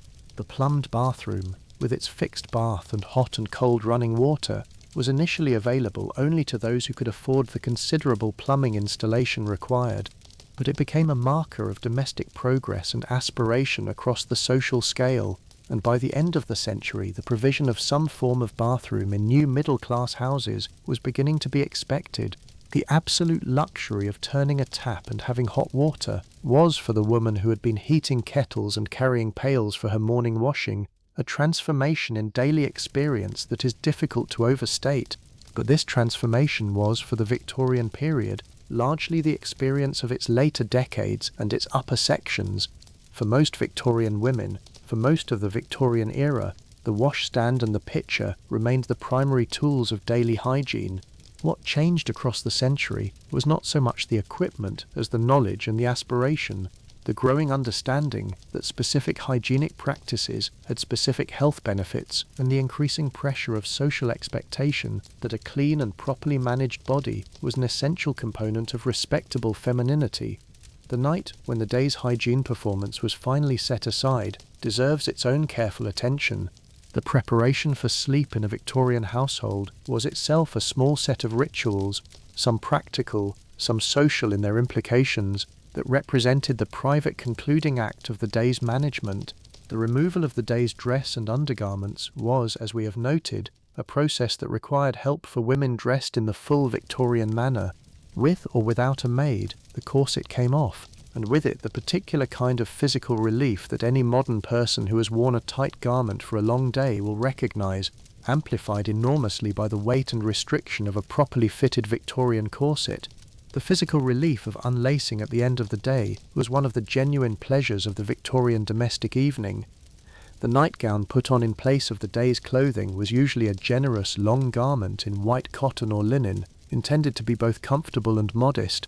Modesty remained relevant even in the privacy of the bedroom, partly because Victorian households were rarely truly private in the sense of being inaccessible to other people. Servants might enter, children might need attention, and partly because the social value attached to bodily modesty was genuinely internalized rather than purely performed. The evening washing routine, as noted, was partial, face and hands at minimum, feet if they had been particularly uncomfortable. In warmer weather, more of the body might be washed, particularly the underarms and the torso, which had spent the day contained within warm layers. In winter, the cold of the bedroom after the day's warmth discouraged extensive washing before bed, and the minimal routine was the practical solution. The basin and pitcher were used again, the water again cold or merely cool, the washing efficient and purposeful. Hair that had been arranged for the day was let down and brushed as we have discussed. The hairpins, collected into a small dish on the dressing table, were laid ready for morning. The hair was braided or pinned loosely to prevent tangling during sleep. In some households, a soft sleep cap was worn to protect the hair and keep the head warm in cold bedrooms, a practical garment that had been common in earlier periods and persisted in Victorian domestic use.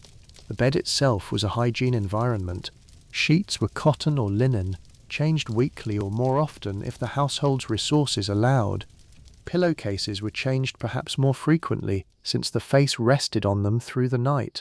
The nightgown was changed regularly, with fresh linen being the nightly standard for women who could manage it, alternate nights or twice a week for those who could not. The morning that followed would begin again with the basin, the pitcher, the cold water, and the daily recommencement of the hygiene performance. Within this cycle of morning washing, careful dressing, the management of scent and appearance through the day, and the evening's undressing and partial washing, lived all the complexity and effort of Victorian women's hygiene. It was a daily negotiation with physical reality, social expectation, material limitation, and the particular kind of labour that is invisible precisely because it is so successfully performed. There is something deeply interesting in looking at this history from a sufficient distance to see it whole. The Victorian approach to hygiene was shaped by genuine constraint, the cost and labour of water, the limitations of heating it, the physical demands of laundry, the absence of commercial hygiene products we now consider basic, but it was also shaped by a specific set of social values that prioritized the appearance of cleanliness over its total physical achievement, that invested enormous energy in the visible surface and managed the invisible reality with as much care as could be quietly arranged. The result was a culture of hygiene that was in some ways more honest about its own limitations than modern hygiene culture tends to be, and in some ways more dishonest about them, more honest because the social conventions around what was and was not appropriate to acknowledge built in an understanding that there were aspects of bodily reality that simply could not be perfectly managed, and that the polite response to this was careful management rather than pretense of non-existence. More dishonest, because the social penalty for allowing the physical reality to become visible was high, and the effort required to prevent this was sustained and silent and largely uncredited. The Victorian woman who arrived at a morning call looking fresh and pressed, with a clean collar and unscented gloves and a faint trace of lavender water about her, had performed a considerable amount of work to produce that impression. The performance was the point, but the woman behind the performance, cold in the morning at the washstand, calculating the week's water heating, managing the laundry arithmetic, attending to the body's needs in silence and privacy, was also entirely real, and understanding her labour is understanding something important about what it meant to live a Victorian woman's daily life. The public bathhouse is worth a closer look because it represents one of the Victorian era's most visible attempts to address the gap between hygiene ideal and domestic reality for the majority of the population. Public baths and washhouses, established under the Public Baths and Washhouses Act of 1846 in Britain, were explicitly designed as a public health measure for working-class communities whose homes lacked adequate bathing facilities. They offered for a small fee the use of a private or semi-private bath or shower, and often also provided washing facilities for laundry. The design of Victorian public bathhouses reflected the social assumptions of the era. Men's and women's facilities were entirely separate. Within the women's section, there were typically different classes of bath available at different prices, the cheaper offering a smaller bath with perhaps less time or less hot water, the more expensive offering greater comfort. Even in a public space designed for the benefit of the working poor, the class distinctions of Victorian society organised the space and the experience. For women who used them, the public bathhouse offered something genuinely valuable, the possibility of a full warm bath in a private space, with hot water supplied by someone else, without the labour and logistics that made bathing at home such a significant undertaking. The experience of standing in line at the local public baths on a Saturday afternoon was a feature of working-class life in Victorian cities, a social institution with its own rhythms and customs, its own particular sense of community even in the individual private cubicles. The attitude of middle-class reformers toward the public bathhouse was revealing. They were generally supportive of the concept, because improving the hygiene of the working poor was understood as a social good with clear health implications. But their discussion of working-class bathing habits was sometimes tinged with the assumption that the poor needed to be taught to bathe, as if the desire for cleanliness was itself a class trait that required cultivation. The reality, as the popularity of the public baths demonstrated, was that working-class women bathed as often as they had the means to do so, and when improved means were provided, they took advantage of them.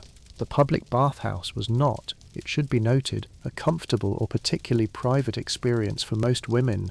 The cubicles were adequate rather than luxurious. The attendants managed the hot water supply, calling out when a person's time was up and their allotted water had been used. The level of cleanliness maintained in these facilities varied depending on the management and the frequency of cleaning. They were a practical solution to a real need, not an ideal one. But they were used consistently and in large numbers, which tells us something important about the appetite for cleanliness that existed among women who were often assumed to lack it. The domestic bathroom, as it gradually became a feature of more homes across the late Victorian decades, democratized bathing in a different way. Once a home had its own bathroom with a fixed bath and hot water, the calculation changed entirely. A bath no longer required the assembly of equipment, the carrying of water, or the presence of a cooperative household. It required only turning a tap and waiting for the boiler to heat the water, a process that reduced the preparation time from an hour to minutes and the labour from considerable to trivial. The effect on bathing frequency was immediate and significant. People with home bathrooms bathed more often. This transition, which was well underway by the 1890s in the households that could afford it, represents one of the genuine hygiene revolutions of the period, as significant in its way as the germ theory breakthrough in medical understanding. It changed the daily experience of personal cleanliness from a managed performance requiring significant effort to something more like what we experience now, an available option that required no particular planning or labour.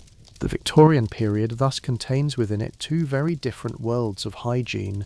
The world of its early and middle decades, in which bathing was a periodic event, daily washing was partial, laundry was the primary cleansing system, and the management of appearance was a skilled domestic art.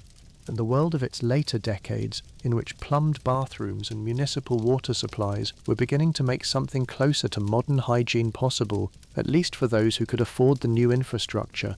Most Victorian women lived in the former world for most or all of their lives, and it is that world that requires the most careful understanding if we are to see Victorian hygiene honestly.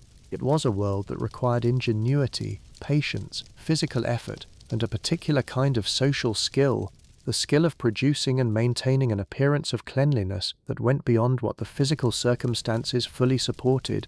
The women who managed this daily, quietly, without acknowledgement or credit, were performing a labour that was real even when it was invisible. The skincare practices of Victorian women, beyond the basic morning wash, constitute a field of domestic life that deserves specific attention. The Victorian woman's relationship with her skin was shaped by a combination of medical beliefs, social expectations, practical remedies inherited from generations of domestic tradition, and a growing market of commercial beauty preparations of varying quality and safety. The Victorian skin ideal was, for most of the period, paleness. White skin, or skin that read as white in the light of a drawing room, was the social standard against which women's appearances were assessed. This preference was not purely aesthetic, it was deeply bound up with class assumptions. Pale skin was associated with a life lived indoors, with leisure rather than labour, with the condition of a woman who did not work outside in the sun. Tanned or weather-roughened skin was the skin of agricultural workers, of people who did outdoor manual labour, of people in social positions that respectable femininity was supposed to transcend. The practical management of skin colour, beyond staying out of the sun, involved a range of preparations that were applied to the face and neck. Cold cream, a preparation of rosewater, white wax, and various emollients, was a standard product of both commercial and domestic production. It was applied to cleanse the face, removing the day's accumulation of London air and the residue of whatever preparations had been applied in the morning. It was also used as a moisturizer, applied thinly to the face before bed, to prevent the drying and roughening that exposure to the elements and to the dry air of coal-heated rooms could produce.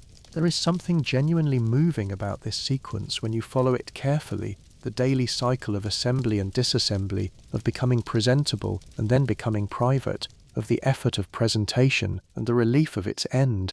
Victorian women lived inside this cycle for their entire adult lives, and the effort it required was real, even when it was invisible, the result of a system that demanded a very specific performance of femininity and gave women very specific tools, many of them inadequate, to achieve it. The hidden history of Victorian women's hygiene is ultimately a history of ingenuity and adaptation. It is the story of women who took the limited resources available to them, the basin of cold water, and the lavender in the drawer, and the chemise that could be washed when the dress could not, and the 100 brush strokes that maintained the hair between washings, and developed from those limited resources a daily practice that served both the physical needs of the body and the social demands of the world they lived in. They were not primitive, they were not ignorant, they were practical and resourceful, and engaged in a daily negotiation with a world that asked everything and provided very little. The polished woman in the Victorian portrait, the one who looks so composed and so immaculate, is not showing us something that came easily. She is showing us the result of enormous effort, of careful daily management, of a system worked out over years and refined through experience and transmitted through generations of women sharing knowledge with each other about how to manage a body in a world that made it genuinely difficult. That effort deserves acknowledgement, not the performances of cleanliness that Victorian society demanded and valued, but the real daily physical, often uncomfortable effort that produced them. The cold water in the morning and the tired hands at the end of the day, the negotiation with limited water and limited time and limited privacy, the management of things that could not be spoken of, and the improvisation required by things that had not been anticipated, the quiet persistence of women doing what needed to be done with what was available. This is the truth that the polished image conceals, and it is a truth that makes the polished image more interesting, not less. The Victorian woman's cleanliness was not a given. It was an achievement accomplished daily in circumstances that we would now find impossibly constraining, by women who had no other choice than to be as ingenious and as persistent as the situation required. That ingenuity and persistence is worth remembering, worth carrying forward into an evening of sleep, as a quiet form of respect for the generations of women who faced the morning basin of cold water and the evening unlacing and the monthly management and the laundry and all the rest of it, every day, without acknowledgement, without any particular expectation that anyone would notice, because it simply needed to be done, and they were the ones who did it. Sleep well tonight, wherever you are. The lights are out in the Victorian house, the fire is banked low, and somewhere in a cold attic room, a woman who made the whole household function is finally blessedly asleep. And somewhere in a better room below, the woman she served is also asleep, her hair braided, her corset on its frame, her face washed clean of the day, breathing freely at last. They both did what the day required of them. They both found their way to this end, this quiet dark, this rest, and tomorrow, as always, they would begin again. Good night from Sleepy Old World. We will be here whenever you need us.